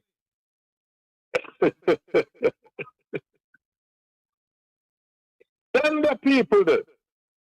The Senate gone to the dog, you know. When you get things like them, when you put an alleged, let me state it clear, when you put an alleged wife beater in the Senate, what you expect? Hold on for me, sir. I cannot prove that, sir, so don't come over here with that, please. And that is why I say alleged. Alleged cannot send them in the court of law either. So please. Yes. All right. Good. I won't. But you can't have them who are swimming in anybody's blood. You tell me, say somebody find out to the water where the Jamaican people are get no good and talk about it, and you say they must resign? That's what you really. This is what the Jamaican Labour Party gone to know. No. But if their leader is pushing things down people's throat by saying that the PNP must not be allowed to get back into power because of the Labour Party own Jamaicans? Well, what do you expect? Well, it's people like us in this country, you know, must educate the Jamaican people that we must not allow these people to bully us. Let me tell you something. We are a soft set of people. You see what happened in Turkey? Forget about Turkey. You see what happened in Dominica. You see what happened Dominica. In Dominica, yes. Right? Let me tell you something, you know. You see, when enough is enough, some banger really go on, you know. These people are doing too much now. Maybe that's why Marlon Morgan is saying that Conrad O'Brien, Jeffrey Tavares, Mark Golding, Peter Bunting, and Ralston Hyman will swim in the blood of the Jamaican people to get to power. I don't know what a dirty rich them. What a such a dirty rich. And then back at it. Sometimes we talk about freedom of speech, and everybody have a right to speak and speak free. But when you listen to some people from Bradley Avenue supporting this government and the slackness, they are worse than them. And that is why, you know, that is why we over here must be very balanced. If the People's National Party does something wrong, talk about it too. Yes. Because Jamaica did not get to where Jamaica is now under one administration. No. But this country is 63 years old. Yes. And this country has been facing a water crisis from way before 1962. And it's over 63 years old now. And until now, they can't solve Jamaica's water problem. Earlier in the program, I think you said New Start 93 must be looking some money. That's why they put Marlon Morgan over there. I want somebody over New Start 93 can make New Start 93 earn our money right now, you know. I can't O'Brien, you know. Of course it's Conrad O'Brien. Nobody over there now earn no money because nobody knows. I tell you something from the day from the program start, because I listen to our show. I stop listening to Marlon because I see what Marlon is. All he does, all the University of West Indies radio program or radio station allow and New Star is so that Morgan Marlon and the JLP spread their propaganda. And New Stock 93 don't have any credibility anymore because of that idiot. No more. Eh? No man, the thing can't get worse, you know. You're coming to get the job. I wonder if they really know what the Jamaican people are under right now. Eh? Can you imagine what baby might end up with running belly? And when baby end up with running belly now, them not hospital for them, you know. No hospital, no the figure. All right, sir. Because we don't have a minister of health.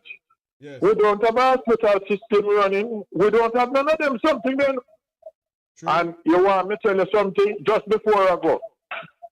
You know that Rhoda Crawford explained to us how bad the system is. Because she's supposed to go to the hospital and you know who she calls to make them prepare a bed for her.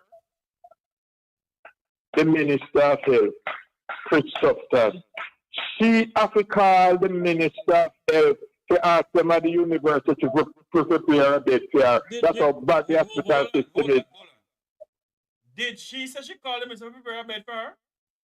Yes, she said. She said she called him On the political platform.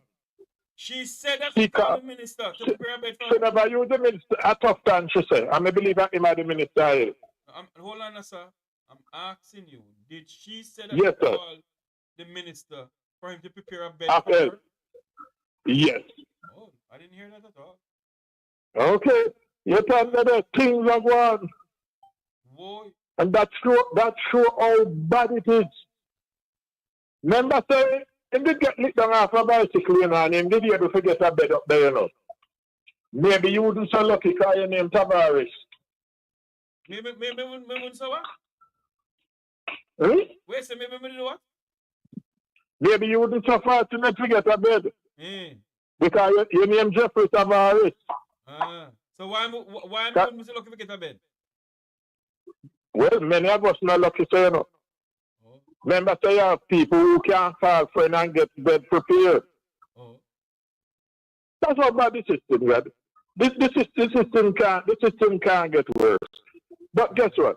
We are just waiting because whether or not the Prime Minister wants to call the election, the Constitution is going to call it.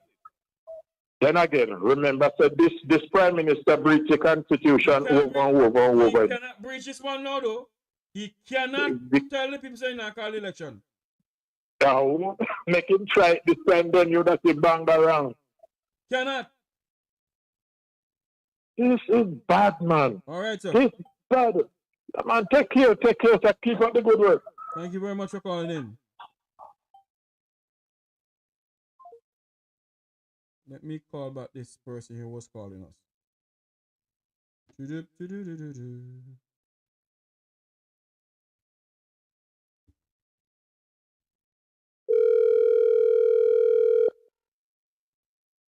The number to call is 954-529-8030. Hello, good morning. Good morning, sir. Yes, sir. How are you doing? This will show that these people, they put loyalty over the country of the people who put there to serve them. And the reason why they're coming out and back each other, because everybody is in the purse. They don't dare to serve the people. Everybody is there to what they can get, and everybody is in the purse. Everybody's in corruption.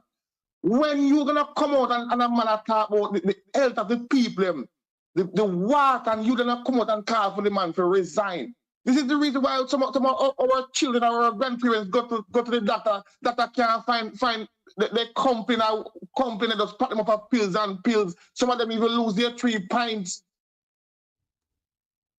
Sometimes too much sickness comes upon us because of the water and all these things, brother, and you got talk, the man must resign. But guess the problem, you know? I blame our brothers and sisters because they are the one that they behaving like that. Because where is the nanny and the Marcus Garvey spirit and the Taki spirit?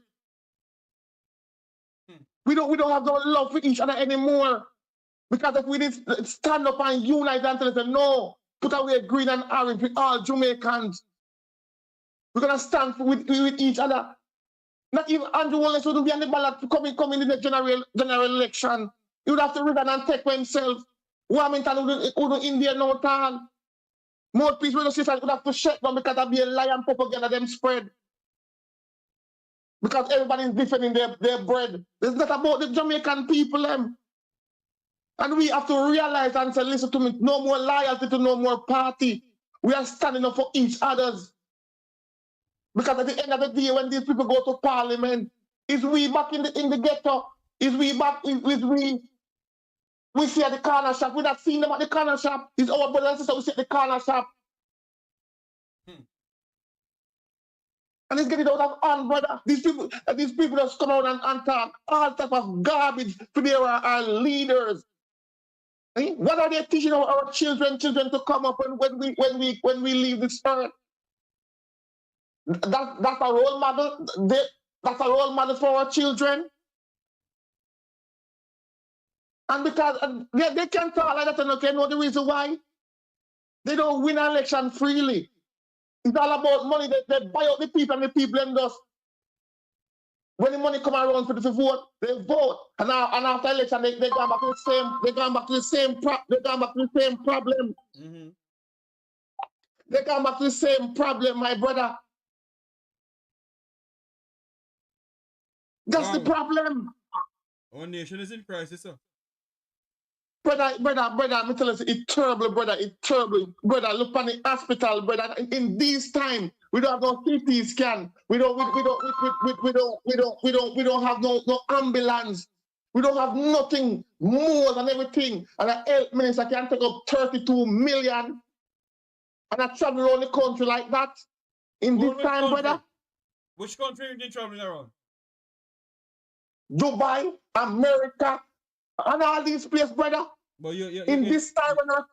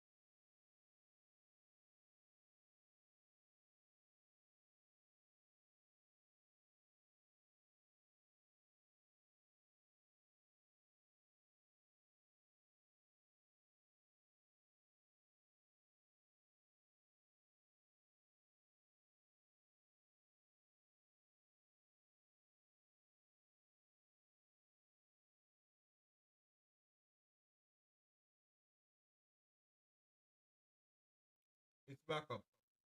We do apologize for this. We had some issues like they hacked the system. We do apologize about this. We're back up. We do apologize. I think we're burning some fires. Divine Purpose, go back on. All right, we're back up.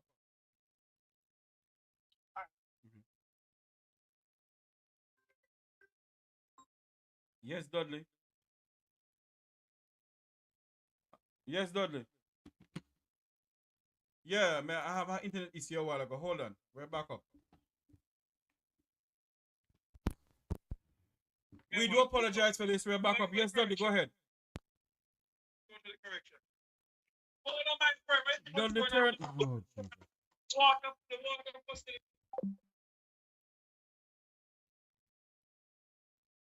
we do apologize about that. We're back up. Okay.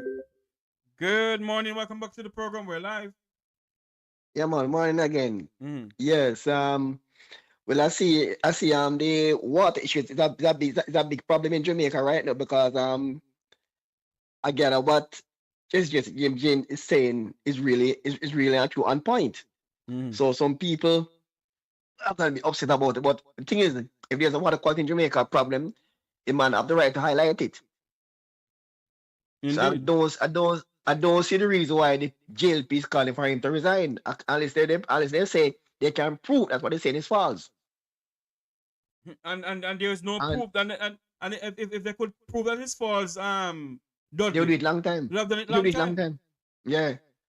Let me ask you a question, Dudley. You're an investigator, a former investigator. Well, you're an investigative journalist. You're still a journalist. Mm-hmm. When you see things like these happening in our country, sir, I know you. You're always going to dig deep before you come out with anything, huh? Mm-hmm. So how is it that no journalist in Jamaica is doing this? I tell you, this water issue in Jamaica now it crossed political borders. Oh. What he's saying right now is that happening since Andrew took office. The water quality has been bad since 2000. It's been discovered bad since 2007. But it getting worse now. That the bacterial level is now higher than before. So it's getting worse. So why is it that the Labour Party now is denying the fact what is going on? They are well aware. I say a graph, from between 2017. Right. Yes. Right. It was a bad long time. So the JLP was kind of trying to hide it because it's an election year. Oh. Yeah, it's bad long time. So I send that graph to you. You can see it's about not anything like a story. It's real thing. But let me ask you this question before, Dudley. Why is that journalists in our country don't do these things? Why are they so quiet about these things? I can tell you. What I get to understand nowadays. Back in the days when you have journalists like who fearless, like a Mutty Perkins, who dig deep. Yes. What this person they don't in it just for the paycheck. Or is it done that some of these journalists now are because when I go to the editors say, okay, stand down, we can't do this. That's a part I do. Some editors are connected politically, and some media owners are politically connected. So when they got a story now, it's like, no, that can't run us already. Because of their political connection. It is best when we know who are independent. No, we can't cuss both PNP and JLP. Right. Some person only can cuss one side because they're connected to the other side. Mm-hmm. We cuss both PNP and JLP. Because we're not connected, nobody, no guy, no girl can buy way out. We're not for sale. Right. We are not on PNP and JLP's payroll. Yes. So we can talk and cuss both sides. But with this water crisis now, Dudley, the country is in a serious problem. If that's why they check, and say, no, this is going on from 2007. But the reason why Larry bring it out now, because I said earlier, getting worse under the GLP. And with the crisis now being at this 5%, it just getting extremely worse. And the JLP now is trying to cover it up. Because, as you know, it's like they want to go into election channel with a kind of clean, pretty-looking record going in.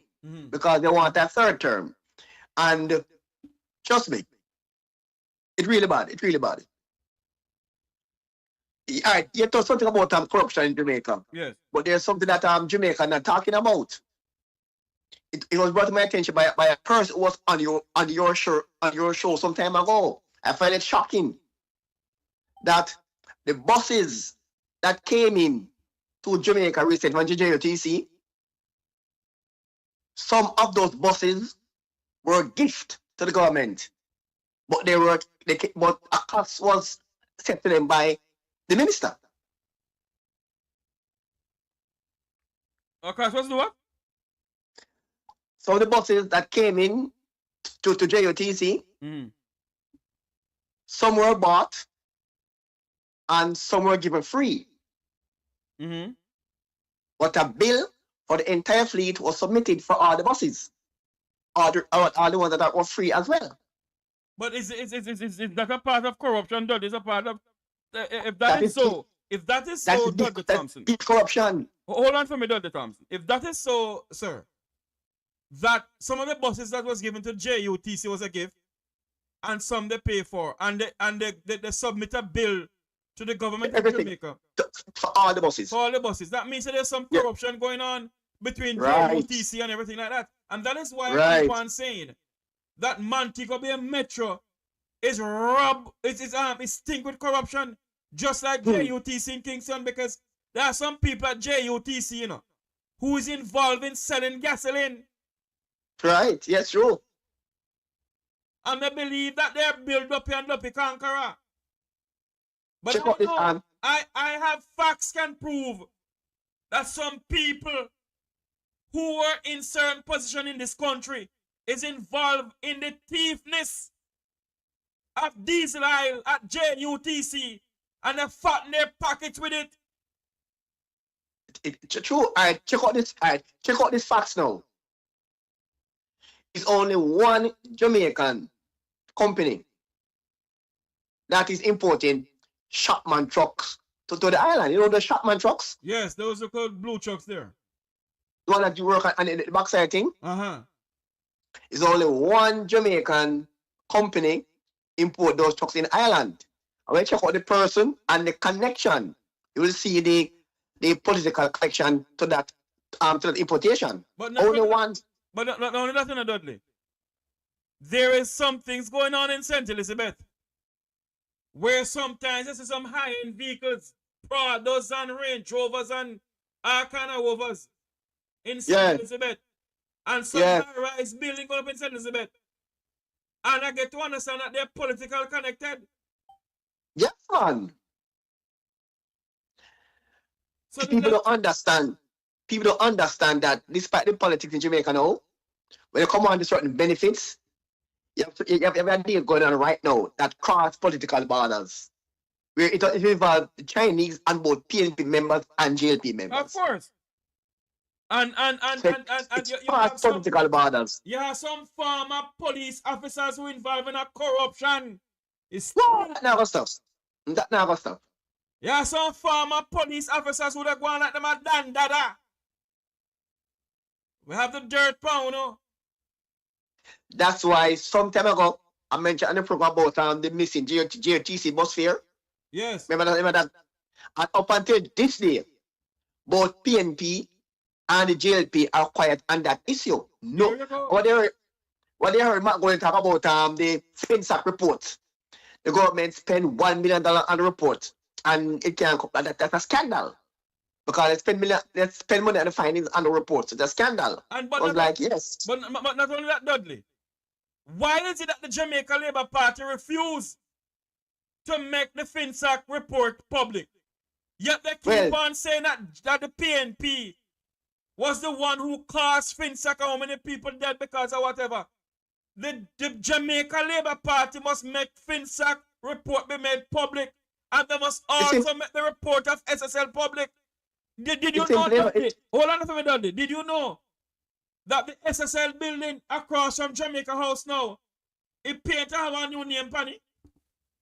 Umaru combine. Well, the reason why the FinSAC report is so withheld by the JLP because the government want the FinSAC to look like a PNP issue. Mm. So anything bad FinSAC, just blame PJ and the PNP. But factually, and the JLP are involved in benefiting from FinSAC as well. Hello. I can't call names who benefit from other JLP party who benefit from FinSAC, you know. Both PNP members and the JLP benefit from FinSAC. Of course they do. But the JLP want to have this narrative that is only PNP alone benefit. People like Mark Golding and Peter Bunting. Peter Bunting are the one who benefit, but it's only the two of them. So why that's narrative hold on for me, Dundee. If the Prime Minister of this country who claims that he wants to ramp out corruption, what idiot Marlon Morgan, why don't you tell your Prime Minister to let the FinSAC report be made public along with who rob up SSL, who thieved that 70-year-old woman money out of SSL, which one of the JLP people then get Jeffrey shut your mouth this morning. Which JLP minister? Which JLP minister get money out of FinSAC and out of SSL? Idiot I mean Marlon Morgan. Why don't you people make the SSL report be made public? And how many people within the Jamaica Labour Party collect money out of FinSAC or out of SSL? A lot. The owners for SSL is free like a bird in the sky, like Monty Perkins. What I say? Free. And one little lady that takes all the blame. One woman getting all the blame. While the She owners takes for all the blame SSL, for everything. She won't take all the blame. while the owners for SSL gone like a bird, free like a bird in the sky, yamming and drinking and in this country of ours is one of the most corrupt. That's why you know. I tell you, I hope Jamaicans who are listening to this, to us now, forget the party business and think as Jamaicans now. They must be aware of scandals in this country. Scandals that go unnoticed and the ones that are highlighted by different parties. True. When the scandal involves both of them quiet. Them quiet. And Jamaicans need to understand this. Don't think as PNP and JLP, think as Jamaicans need to understand this. When the party cross political borders, the two sides quiet. Like example, talk about the JOTC missing bus fares. There you go. Not a sound from PNP and JLP. Look at this now. Just imagine a man Dudley, in Jamaica. Dudley, come back because there's an attorney at law calling the program. Let me answer him. Come back, please. All right. Good afternoon. You're live on the program. Welcome to the program, sir. Brother Tavares. How are you doing, my friend? You're live on air. I did not know that, but I want to introduce you to democracy activist from Dominica. Yes. From Dominica? Yes, his name is Alvin Thomas. Alvin, say hello to Mr. Tavares. Hello, Brother Tavares. How are you? How are you doing? You're live on air on my program. Tell us what's going on in Dominica right now. That is okay. I'm not in Dominica. I'm in the U.S., but I'm from Dominica, as you can tell. Tell me what's going on in Dominica right now, because you're live on air. People listen to you from all over the world. Why don't you give the report? Well, as I told you, I am not currently on island. Right. I'm in the U.S. But from what I've understood, or what I understood, is that the Carrick-led administration continues to be arresting folks for that protest that took place on the 19th of March. So it is not getting better, as I would say. As a matter of fact, it's getting worse. Because as we speak now, it's my understanding that there is as many as 20, if not 21 arrests have been made so far. So, folks who were protesting, who were out there, ordinary citizens who just felt, well, hey, what is going on is not good, and we need, we need something different, and they're being arrested. My God. Let me chime in. The folks who've been arrested. This is Gabriel Christian here. Yes, attorney. The folks have been arrested. The folks have been arrested, as Brother Alvin said, are a composite of opposition leaders like Johnson, former member of Parliament, Danny Lugay, former leader of the Freedom Party, Johnson Boston, the nurse who's a democracy activist, the women in white, Rosie Fix.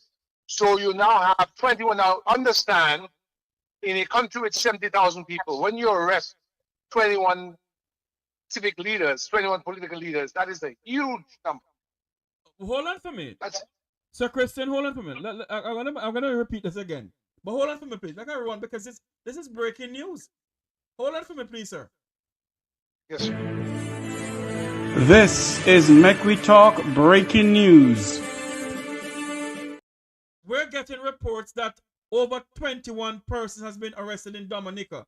On the line, I have with me my good friend, attorney at law, Gabby Christian. Sir Christian, tell us what is going on. Tell us how much people again you get arrested in Dominica, please. Well, the information we have is that almost the top leadership of the opposition and many of the civic leaders have now been arrested by Roosevelt Skerritt. Some of them have been given bail with very onerous conditions, which include that they must not speak about democracy activism. They must not speak about any of the issues in controversy having to do with electoral reform. They must not be part of any meeting to talk about democracy or anything like that. So basically, the Skerritt regime is doing what it has done in the past.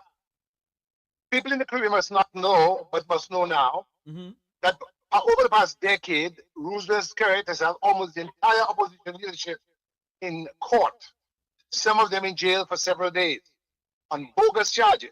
My God. Last month, after 7 years of continuing cases against the opposition for inciting violence from a 2017 demonstration, which was held in Roseau, Dominica, because Interpol had arrested an Iranian spy in the Dominican Republic. Whoa. And when he was arrested, it was discovered that he was a diplomat of Roosevelt Skerritt's regime, undercover, that he had a diplomatic passport and was using that passport in his money laundering scheme because Iran was under sanctions by the United Nations for its behavior. And so, using that passport, he was able to evade different ports of entry because, Brother Tavares, when you have a diplomatic passport and you get to a port of entry, you are not served. You scot-free. Absolutely. So when that was discovered and it made its way on international news, the people in Dominica protested the violation of our country's honor and the violation of law by Skerritt, and he came down in a crackdown and arrested about 12 people. So hold on for me now. Council, hold on for me, Council Christian. Let me ask this question. You're saying to us on the Make We Talk program, it's now 12:52 in South Florida, 11:52 in Kingston City, Jamaica. Jamaicans, home and abroad, and Dominicans, if you're watching us, we're really still watching from around the world. The Prime Minister of Dominica has cracked down on opposition party members and locked up 21 of them, sir. Well, let me just jump in quickly. I just had confirmation from the attorney who is doing all the interviews and processing. There are 19 persons have been processed and placed on bail. Very, very strict bail, and one individual is currently locked up in the cell, which the attorney is working on and trying to prepare bail document. So that would put us at a total of 20. And as Gabriel told you, among the 20 include Mr. Johnson Boston, who is the chairman of the Electoral Reform Coalition. That was a coalition, a group that came together a little over a year ago to advocate and to bring the whole question of electoral reform to the citizens. He's the chairman of that electoral coalition. He's also the chairman of the Dominica Freedom Party. He was picked up, charged, and is on bail. As well as we said, the former representative Danny Lugate, Hector John were also picked up, and Rosie Phillips, an activist, and they've all been placed on stringent bail, meaning that they are not allowed to discuss the matter, and they're not allowed to engage in any political activity discussions. Let me ask a question, though, Council and gentleman who's talking to us here. Under the Constitution of Dominica, don't it give you the right to protest? Yes, Absolutely. Absolutely. So but what has happened in Dominica is that we are no longer a democracy. Dominica is today the most imprisoned former territory of the British West Indies. It is run by an absolutely ruthless dictatorial regime that has allied itself with money launderers, mobsters, and criminals who have been arrested as follows. The head of the Black Dragon Society in Macau, China, Ng Lap Seng, arrested by the FBI, jailed for money laundering, a Dominican diplomat appointed by Roosevelt Skerrit. Alison Madueke, the former Nigerian Minister of Oil, who sold an estimated $20 billion from the government of Nigeria, arrested by Scotland Yard in London. When they opened her purse, they found that she was an ambassador appointed by Roosevelt Skerrit, ambassador extraordinary plenipotentiary of the government of Dominica. We have in Jamaica here, who is ambassador. What his name again from the JDF? He's ambassador of plentiful. At least he's a Jamaican. These people are not Dominicans. They are not even West Indians. And they are criminals who have been arrested. Guess who else? Francesco Corrado, arrested in St. Martin by the Italian tax police for money laundering and tax evasion, had been appointed to the Food and Agriculture Organization of the United Nations by Dominica's government under Roosevelt Skerrit. And it goes on and on and on. So when we protest those things, you're arrested and your rights are taken away, so you cannot be involved in politics. But I think what is also worth noting as well, my friend, is that those persons are being charged under what is called a riot act. That was part, actually the riot act came into being in 1715 and was passed in 1897 or thereabout. They are being charged under that act, section 4 of this act, an act that is on the books dating back almost 200 or more years. Yeah. And can I add something to Brother Alvin? Violation of our Constitution. Not only is it a violation of our Constitution, as Brother Alvin has correctly stated, how it is also has been revoked. So it was part of the law when Dominica was a British colony, but the British revoked it in 1967. But Skerrit is using an old colonial law to eviscerate and to oppress the Dominican people and prevent Dominicans from engaging in protest of any kind. So let me ask you this question, though, Christian. What is CARICOM doing? Because Dominic is a part of CARICOM, and the chairman for CARICOM is Mayor Motley.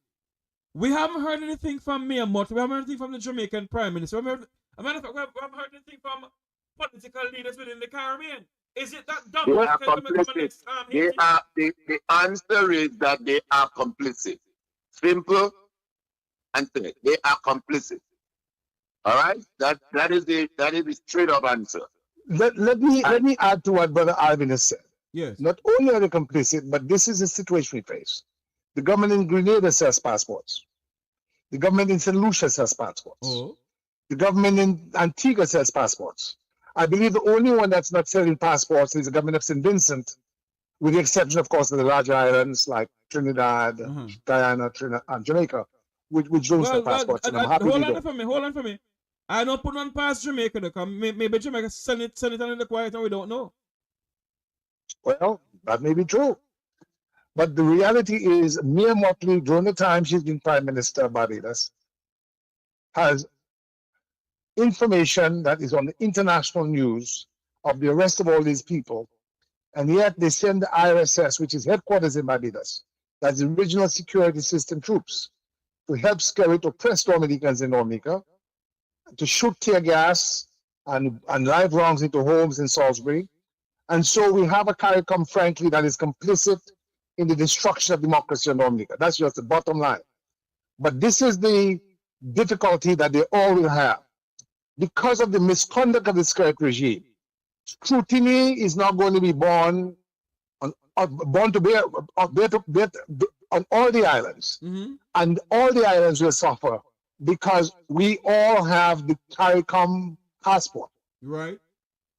So the same passport that they're selling has the CC, the golden CC, the two letters that stand for Caribbean Community, as the insignia that will belong to one region with rights and privileges as CARICOM citizens. So the Iranians and the Russians and the Chinese and the Arabs who are buying those passports have the same rights as a born Jamaican, as a born Trinidadian, as a born Guyanese, as a born Barbadian. And that is what our Caribbean citizens understand, that not only Dominicans are imperiled, but they too are imperiled. And the security architecture and the rule of law in our entire region is imperiled because of the delinquent conduct and the dictatorial rule of Roosevelt Skerritt. And it seems as if one of these days we're going to get up and hear that the entire Dominica is in turmoil like Haiti. Well, Alvin? Yeah, absolutely, absolutely. And that is why, you know, there is a Creole, how should I sing it? I'm not sure if you saying a Creole saying. But there's a Creole saying that says, La bab kamawadu pujite wuze sao, meaning that when you see your neighbor's house is on fire, you need to wet yours because that fire could come across to your house. You see what I'm saying? You saw the fires that took place in California recently. It started in one location and then it wiped off an entire city. You know something? So if democracy and revolt takes place in Dominica, it is very likely that it can happen throughout the rest of the region. We saw what happened in the 1930s. In the 1930s, if you know about the Moyne Commission, the revolutions and the unrest started in one of the islands, only one island.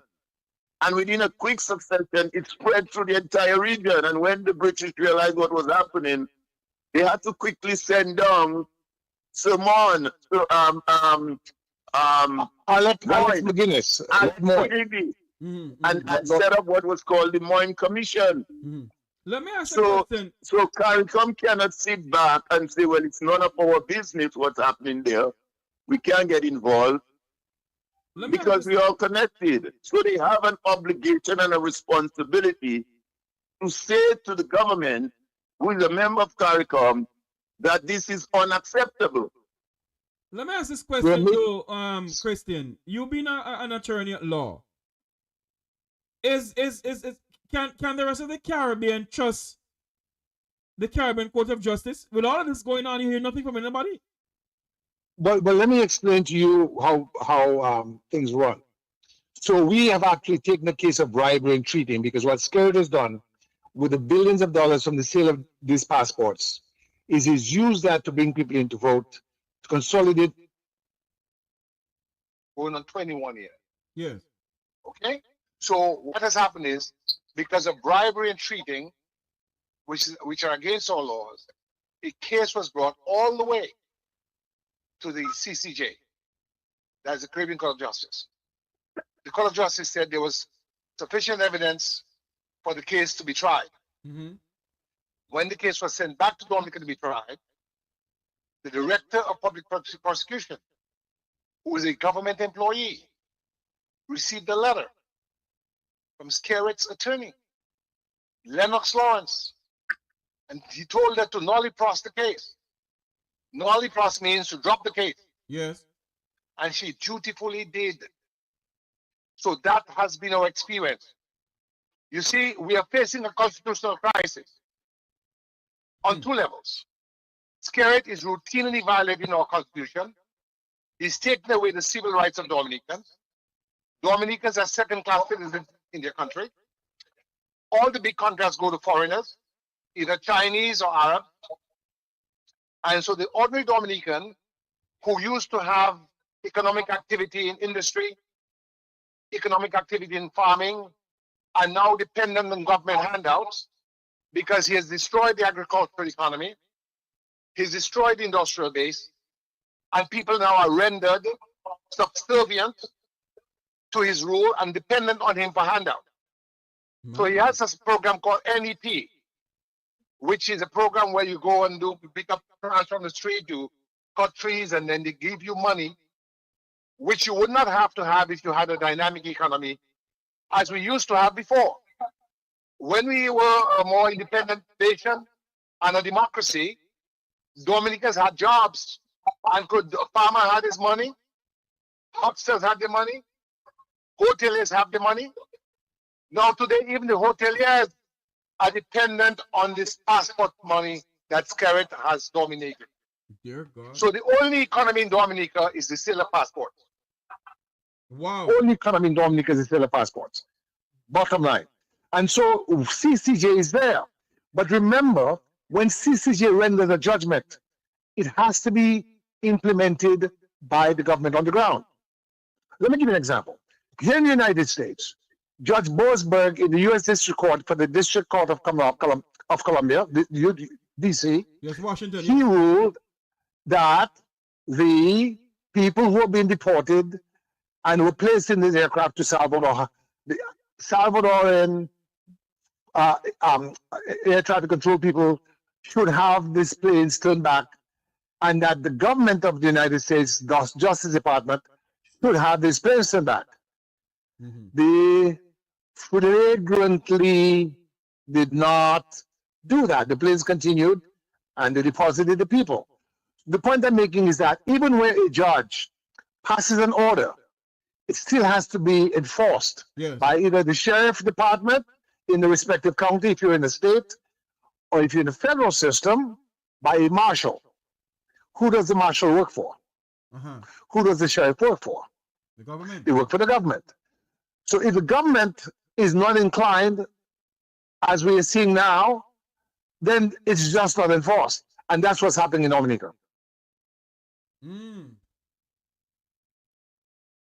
So CCJ will decide something, but the government just won't follow the CCJ's rules. It's just so does it make any sense then if the government won't accept what the CCJ says, the same thing will happen in Jamaica here too then?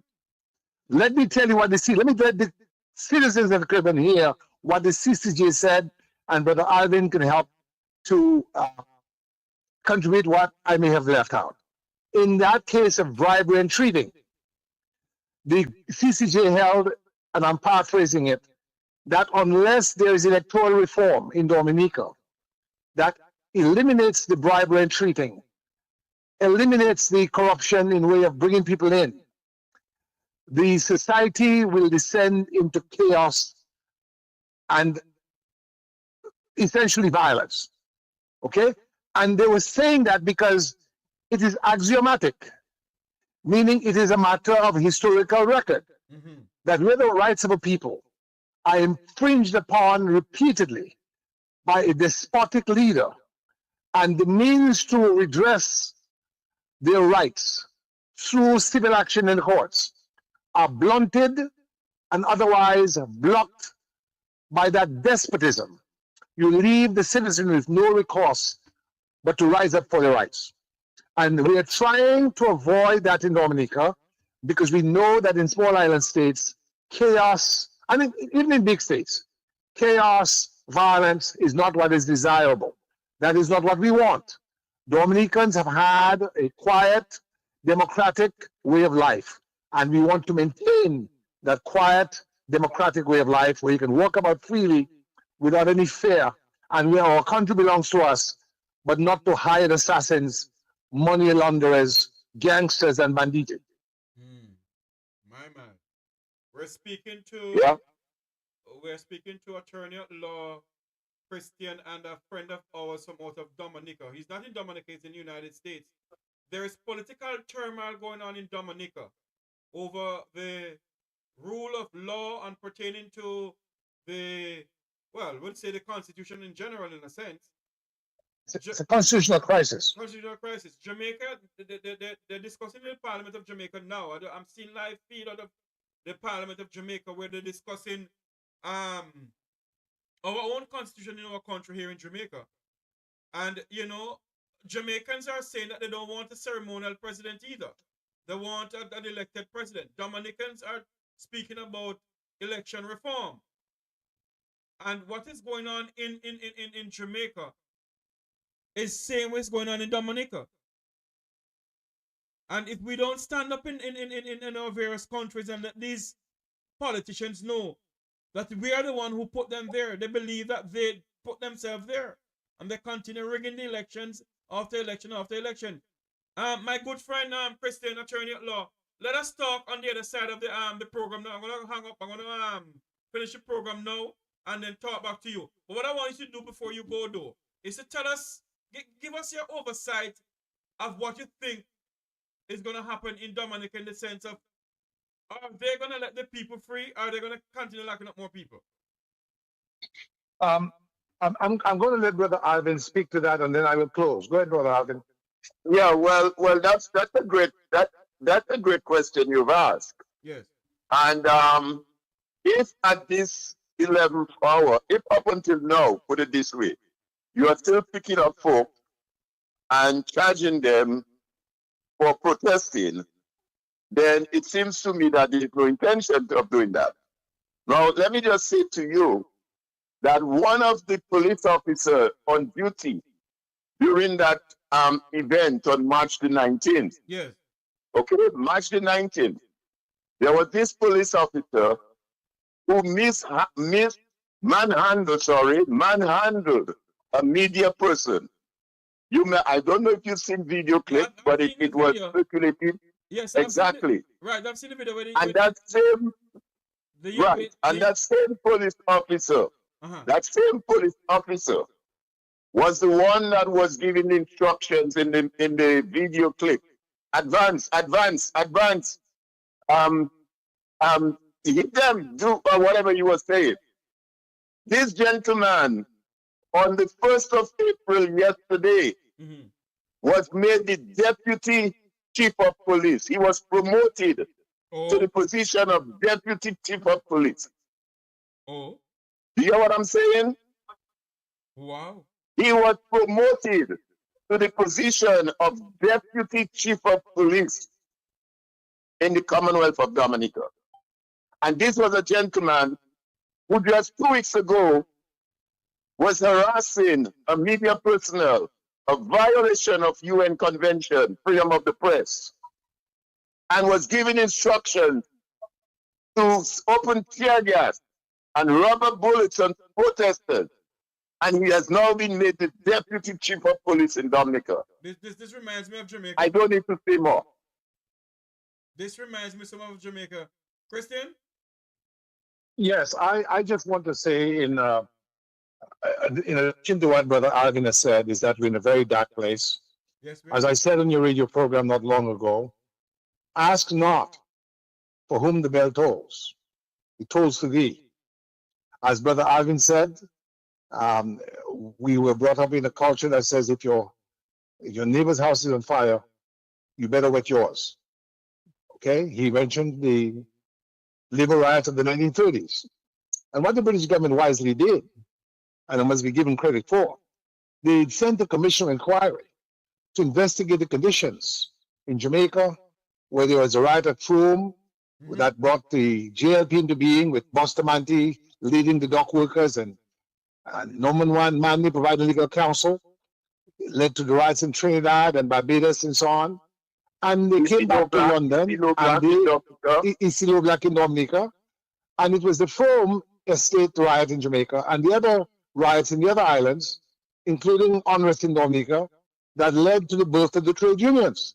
In Dominica, the Dominica Trade Union, in Jamaica, BITU, Bustamante Industrial Trade Union, and on and on and on. And as a result of the reforms that came, by the end of the war, we had social democratic regimes come to power in almost all the English-speaking islands as a direct result of those uprisings. So we see that in our history, be it the slave uprisings in Jamaica, the Maroons in Dominica, the Maroons in Guyana, abolition came, and when we needed our civil and human rights, our uprisings led to the birth of new governments that gave us new freedoms. Yes. And today we have a black-led government, in blackface only, because it's actually a government that doesn't represent Dominicans, but represents foreigners, and that sells passports to foreigners and secrets the money overseas in offshore banks.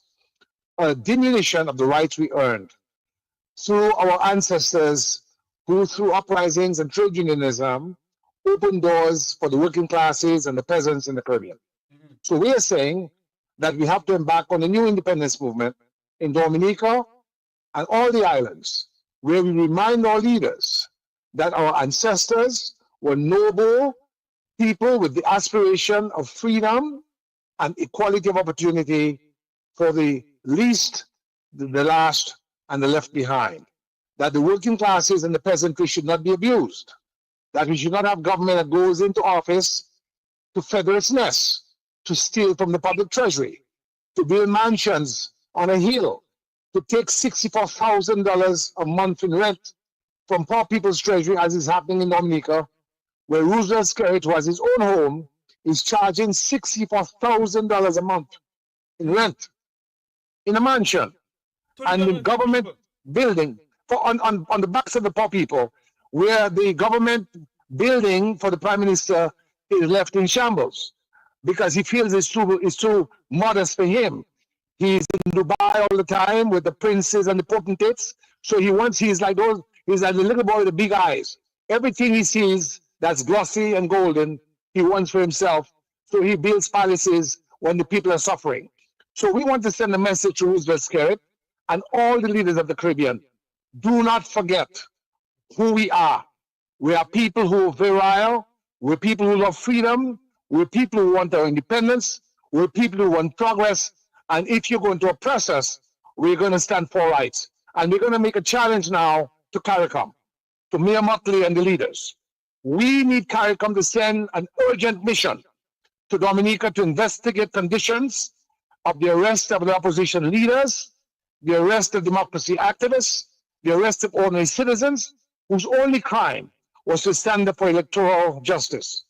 We want the Caribbean community to summon all its leaders immediately to discuss the impending sanctions on the region that might come from the EU and other countries because of this passport peddling that has now become a racket.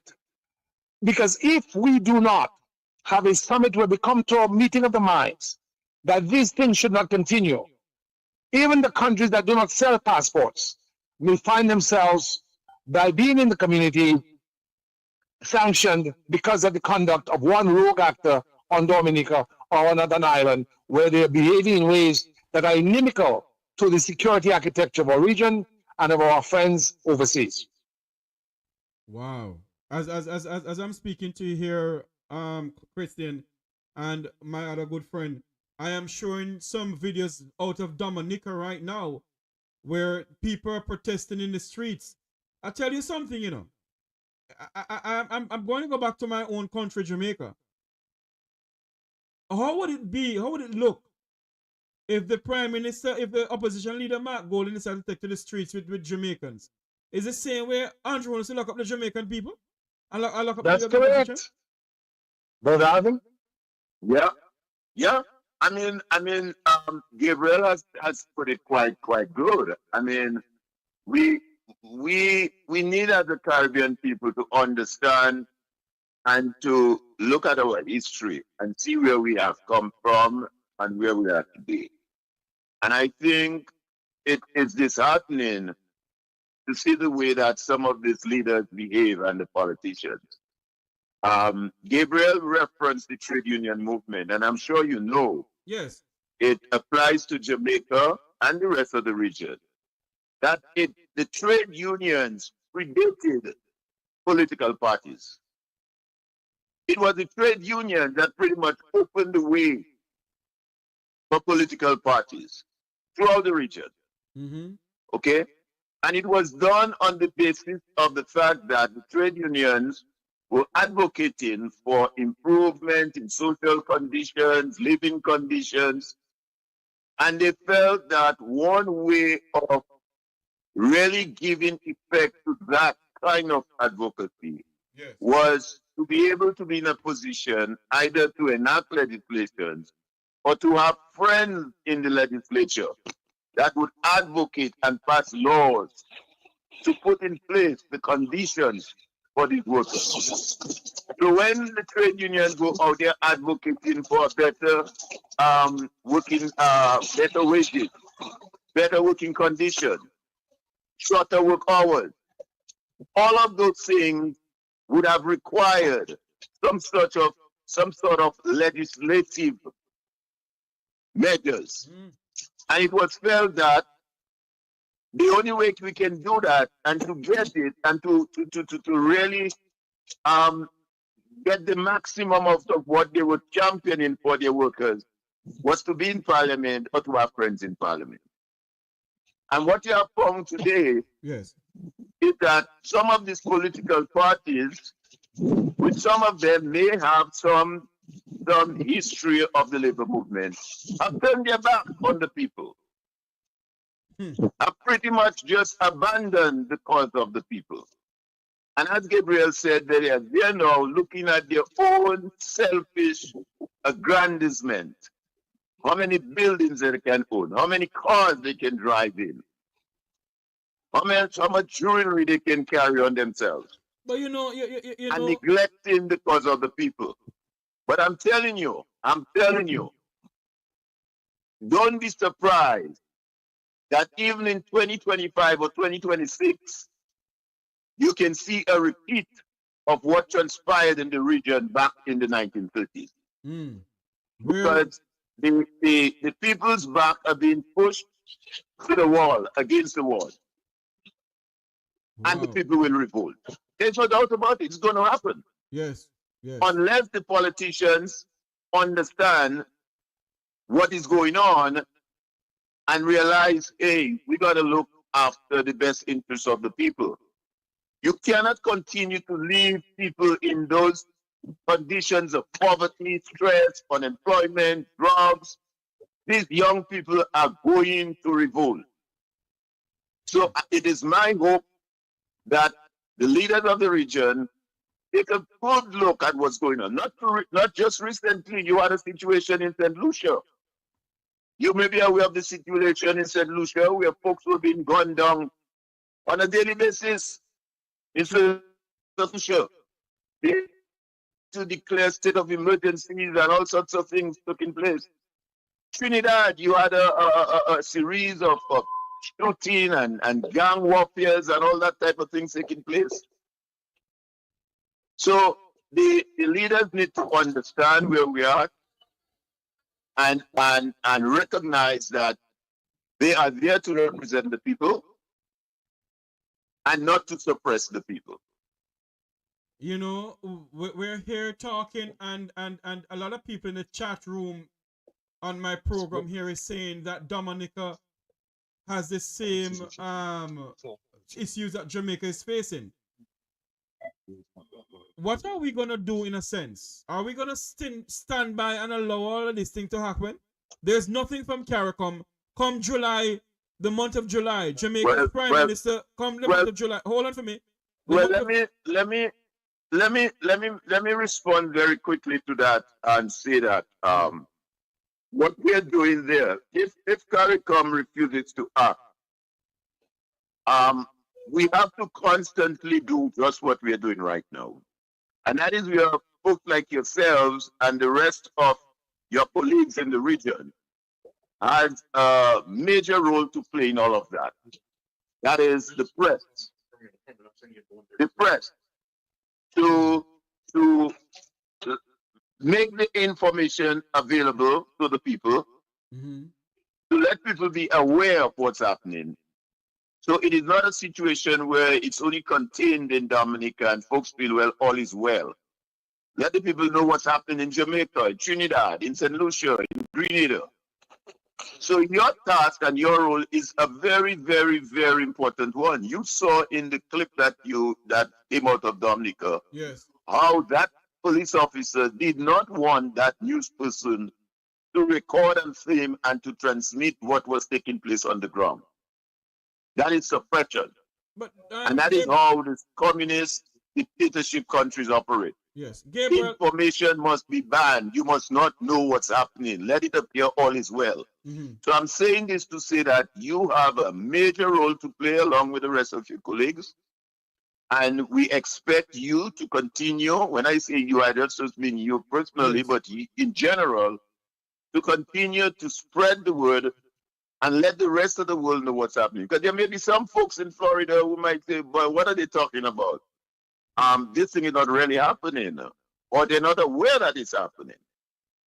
But it is in fact happening. As we speak, as I told you, there are 19 individuals who have been processed and taken to the courts and are on bail for protesting on the 19th of March, 2025. But Gabriel, and one is currently locked up in the cell to be processed sometime maybe later today. That would make it a total of 20 individuals. Citizens of the Commonwealth of Dominica. You know who I would love to speak to, Gabriel? I would love to speak to the attorney who is dealing with those cases. Well, I think there's a proposal that Mr. Thomas may want to make that we were talked about when we called you. Can you make that proposal now to Brother Tavares, that we have an interview? Go ahead, brother. Well, we are looking at the possibility of having a virtual interview, or well, I wouldn't say interview. It's a virtual panel. Yes. With press persons like yourself and other press personnel from the region and locally from Dominica, to again discuss the whole question of the freedom of the press. No problem. And what I would greatly appreciate that. I said no problem. I'd greatly appreciate that. You tell me when. So we will Gabriel will communicate to you directly on the details, the day and time. But we need your voices.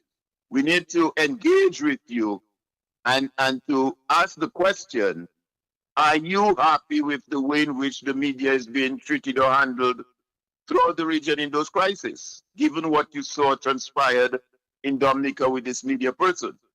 So Gabriel will communicate back to you directly in terms of the details, when and how we want this to happen. But I think communication, information is extremely important in all those things. Again, this is how dictators operate in communist country. There's what you call a blackout on information media. So no one needs to know what's happening. It's like having a battered woman in a house. And she must not scream or she must not shout when she's been battered, so nobody can know. The people outside will not know.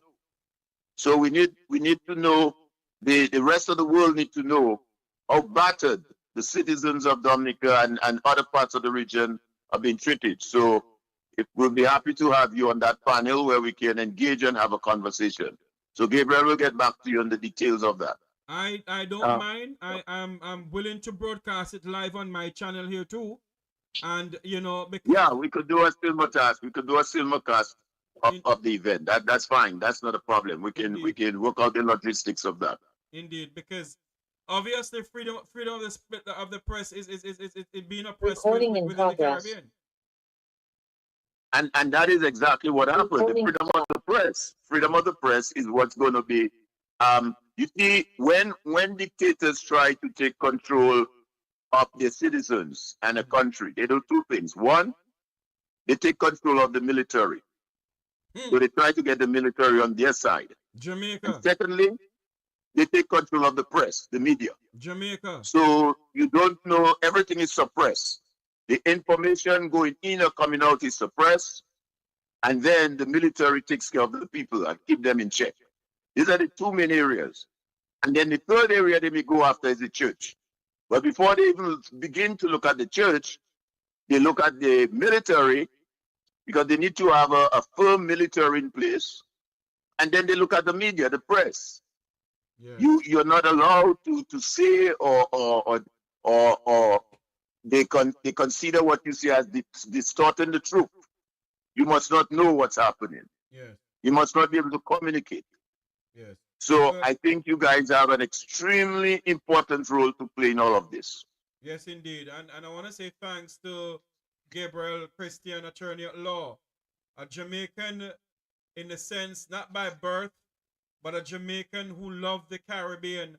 And he's from Dominica. He loves his country. He loves to visit Jamaica. And what he sees going on in his own country, it bleeds his heart. It bleeds my heart because obviously it's gonna spill over into Jamaica, because Jamaica is facing a problem right now wherein the Constitution of Jamaica is being infringed by the Prime Minister of our country many times, and nothing comes out of it. Miss Christian. I want to say thanks, Christian, for coming on. Hello? Yes, thank you so very much. And I want to thank you, Brother Tavares. Jamaica is our homeland in that, I've lived more among Jamaicans than I've lived among Dominicans, to be frank with you. And as I said to you when we first met, as president of the Caribbean Cities Association at the University of DC, I had to know more about Jamaica than most Jamaicans that could win the vote. Indeed. So I could talk about the Alice Valley and Paul Bogle and all of that, and do it in a way of love and oneness, because we are one people. Same ship, different ship. Sometimes same ship and just different ports. And so, we have to have Caribbean unity. Just mean reggae and calypso and carnival and those kinds of things and reggae sunsplash. It also has to mean democracy, yes, equality of opportunity, science and technology. How do we network to build our own banks? What did Gavi mean? Gavi meant for us to be people to live in freedom, prosperity, and with the kind of liberties that our forefathers and foremothers fought for. And we are determined to manifest in our lifetime all those things that they sacrificed their lives for. And I want to, Calvin and I would like to thank you, because democracy dies in the dark. We need your voice and that of others to illuminate the path to freedom that we all desire. Thank you very much. Indeed, my friend. I want to say thank you for calling in, my good friend. And we'll talk off here pertaining to more about having a forum on this issue between what is going on in Dominica, and indeed what is going on in Jamaica too. Indeed. Okay. Thanks, all right. God bless you. God bless God bless you. Bye-bye. Take care. Bye-bye. There you Bye. go. That's Gabriella J. Christian, attorney at law here in the United States, along with other Dominicans who are bawling out or crying out for what is going on in Dominica. We can see footage here from Dominica where people gathered at the Parliament building protesting against what is going on in Dominica. Ladies and gentlemen, it has been a long while we have been at this program, and what I'm going to do, I'm going to say goodbye for now, but join us this evening. Join us this evening at 7 p.m. Jamaica time, 8 p.m. US time. My special guest will be Opposition Spokesperson on Finance, Mr. Julian Robinson. Until you hear my voice again, may God bless you. May God bless our island home, Jamaica, land we love, and the rest of the Caribbean. And may we stand up for justice, peace, and brotherhood within the Caribbean. Thank you very much, Walking in Divine Purpose. All those who are in the chat room, thank you. All the callers, thanks very much. And we will not surrender to a wannabe dictator. We will not surrender. We will not surrender. We will not surrender. May God bless you. May God bless the people of our island home, Jamaica land we love. Good afternoon.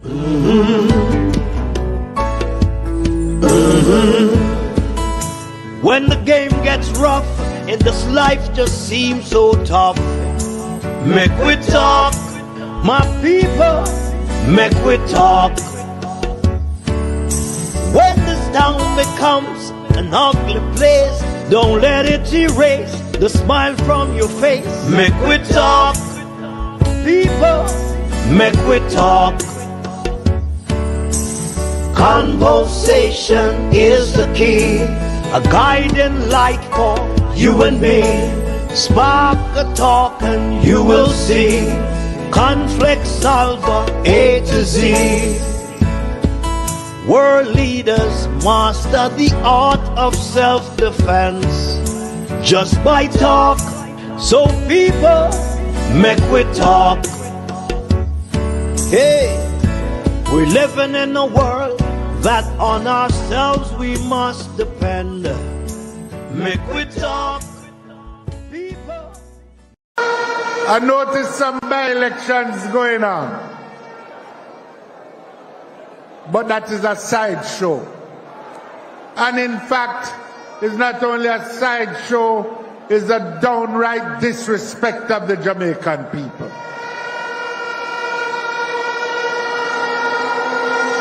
Because it is a disrespect for the rights of representation of the people of South Trelawney who have been without a member of parliament. It is a disrespect for the people in Morant Bay who have been without the services of a councillor. And I believe time come now for legislative reform that would cause a by-election to be held within a specified time whenever there is a vacancy, and give that power to the Electoral Commission of Jamaica so people stop playing and monkeying around with the constitutional rights of the Jamaican people.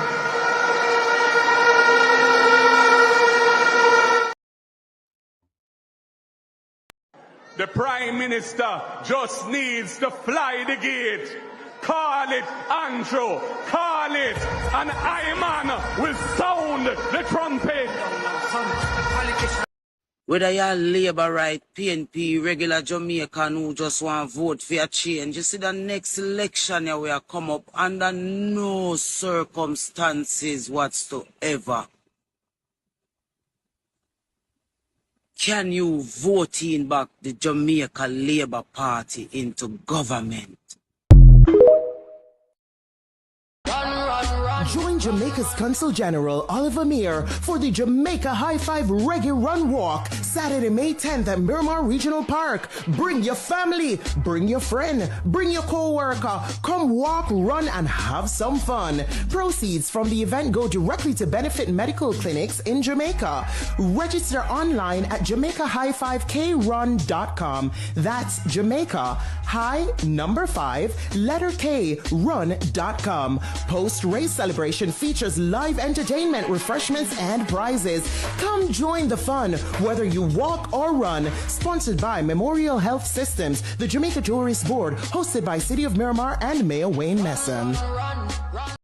Dear Mr. Prime Minister, it's almost 9 years since you took over the country. Name yourself brokered while basking in election glory. Little did we know that you would matriculate to becoming Jamaica's first Prime Minister to lead a heist on taxpayers' money. With a whopping 28 bank account, you laugh and skin your teeth while bolted hang low in this national defeat. I remember when you tell with a Tanawi yard, leaving Jamaicans sitting in limbo. Even before that, you promised me could leave open my door and my window. You take your wife turn Madam Bully of the Parliament, showing Jamaicans who is the real man, whether in or outside an agreement. You raise your pay to a higher standard, while teachers, doctors, and nurses leave yard to go look work abroad. Mr. Prime Minister, me not know if you see it. Maybe you're blind, 'cause between me and you, Jamaica is singing a new song, 'cause it's about time. Time for a new direction. Time for a new leader.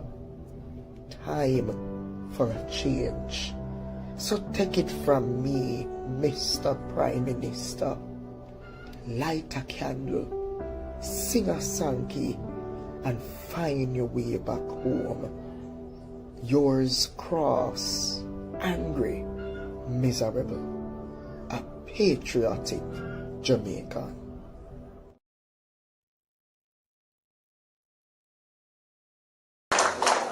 Bowles' money was not lost. It was stolen. Plain as daylight. Ball out! Whoa, yo. We need help, Jesus. Jamaica need help. Shift the parliament. Shift the election. Shift everything. Remove them out there. Take out the cockroach. Take out the thief. Take out the criminal them. Take out the thief them. Take out the murderer them. Take out the gang leader them. Out of parliament. Take them out from Portland. Take them out. I hear Portland. Me I go to Portland. Why me I travel to Portland? Take out somebody, man or woman. The Prime Minister just needs to fly the gate. Call it Andrew, call it, and Iman will sound the trumpet. Whether you're Labour right, PNP, regular Jamaican who just want to vote for a change, you see the next election here will come up under no circumstances whatsoever can you vote in back the Jamaica Labour Party into government. The Prime Minister just needs to fly the gate. Call it Andrew, call it, and Iman will sound the trumpet. Whether you're Labour right, PNP, regular Jamaican who just want to vote for a change, you see the next election here will come up under no circumstances whatsoever can you vote in back the Jamaica Labour Party into government. The Prime Minister just needs to fly the gate. Call it Andrew, call it, and Iman will sound the trumpet. Whether you're Labour right, PNP, regular Jamaican who just want to vote for a change, you see the next election here will come up under no circumstances whatsoever can you vote in back the Jamaica Labour Party into government. The Prime Minister just needs to fly the gate. Call it Andrew, call it, and Iman will sound the trumpet. Whether you're Labour right, PNP, regular Jamaican who just want to vote for a change, you see the next election here will come up under no circumstances whatsoever can you vote in back the Jamaica Labour Party into government. I do not believe that the Jamaica Labour Party is a party that is humanitarian. I don't think they think about the human factor. Do you think that the opposition has a chance in the next general election? The best chance the opposition ever know. I think that charisma is exactly Andrew beat, but if you have a look at intelligence, Mark Golden is no disrespect to Burgard, and I hope nobody not take this as no. But if you look at basic understanding and basic conversation, like Andrew Holness, we say this something nicer. Mark Golden is more of the people than Andrew Holness. I think that Andrew Holness is very pretentious. You understand me? I say I think that he plays the part of the man of the people better. Underemployment is worse than unemployment, because if you're working less than what it costs you to live and go to work, that is underemployment. Remember, Randy used to tell us that every meal make a muck. No, and I say go. But if you have to use 5 meal to get 1 muckle, it don't make no sense. You understand me I say? Them conversation are not a political conversation. Them conversation are a life conversation. The Prime Minister just needs to fly the gate. Call it Andrew, call it, and Iman will sound the trumpet. Whether you're Labour right, PNP, regular Jamaican who just want to vote for a change, you see the next election here will come up under no circumstances whatsoever can you vote in back the Jamaica Labour Party into government. Ball out! Whoa, yo. We need help, Jesus. Jamaica need help. Shift the parliament. Shift the election. Shift everything. Remove them out there. Take out the cockroach.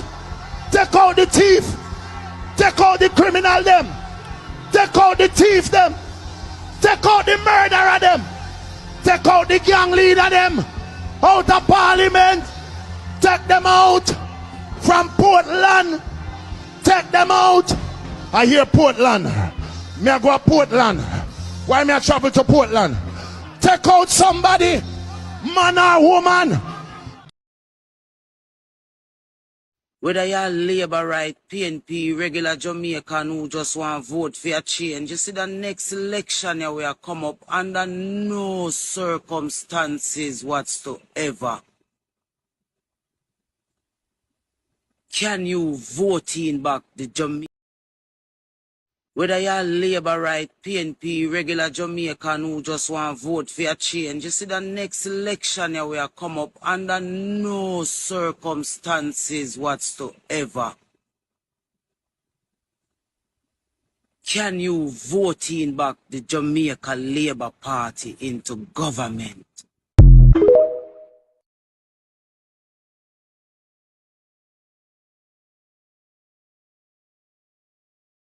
The Prime Minister just needs to fly the gate.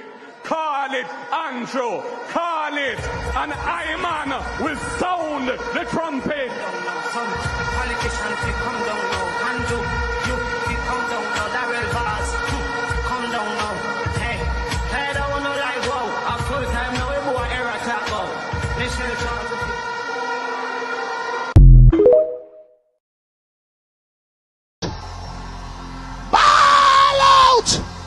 Whoa, yo. We need help, Jesus. Jamaica need help.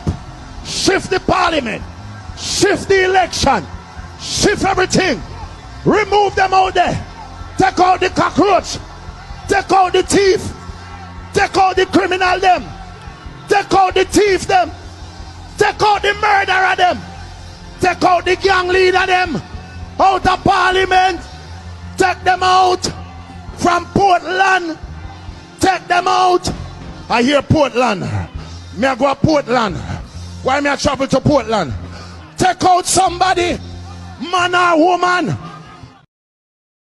All of a sudden everybody turned on. All of a sudden everybody turned on. All of a sudden everybody turned on. All of a sudden everybody turned on. All of a sudden everybody turned on. All of a sudden everybody turned on. All of a sudden everybody turned on. All of a sudden everybody turned on. You better learn that in any organization is only one done by rule. And today I say to them, the door is open to retrieve your position. Take a candle, sing a Sankey, and find your way back home.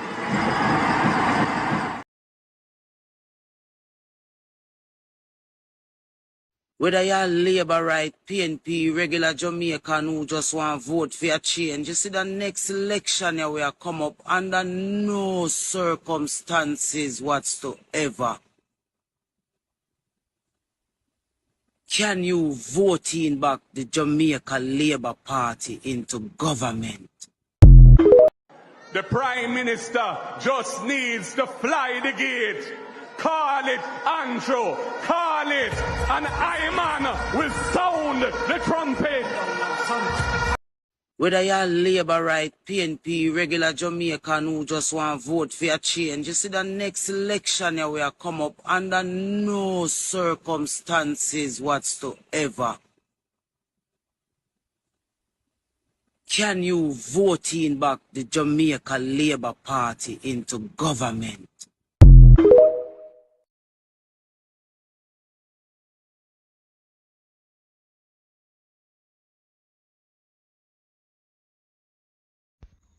Let me tell you the problem. Whether you're Labour right, PNP, regular Jamaican who just want to vote for a change, you see the next election here will come up under no circumstances whatsoever. Can you vote in back the Jamaica Labour Party into government? The Prime Minister just needs to fly the gate. Call it Andrew, call it, and Iman will sound the trumpet. Whether you're Labour right, PNP, regular Jamaican who just want to vote for a change, you see the next election here will come up under no circumstances whatsoever. Can you vote in back the Jamaica Labour Party into government?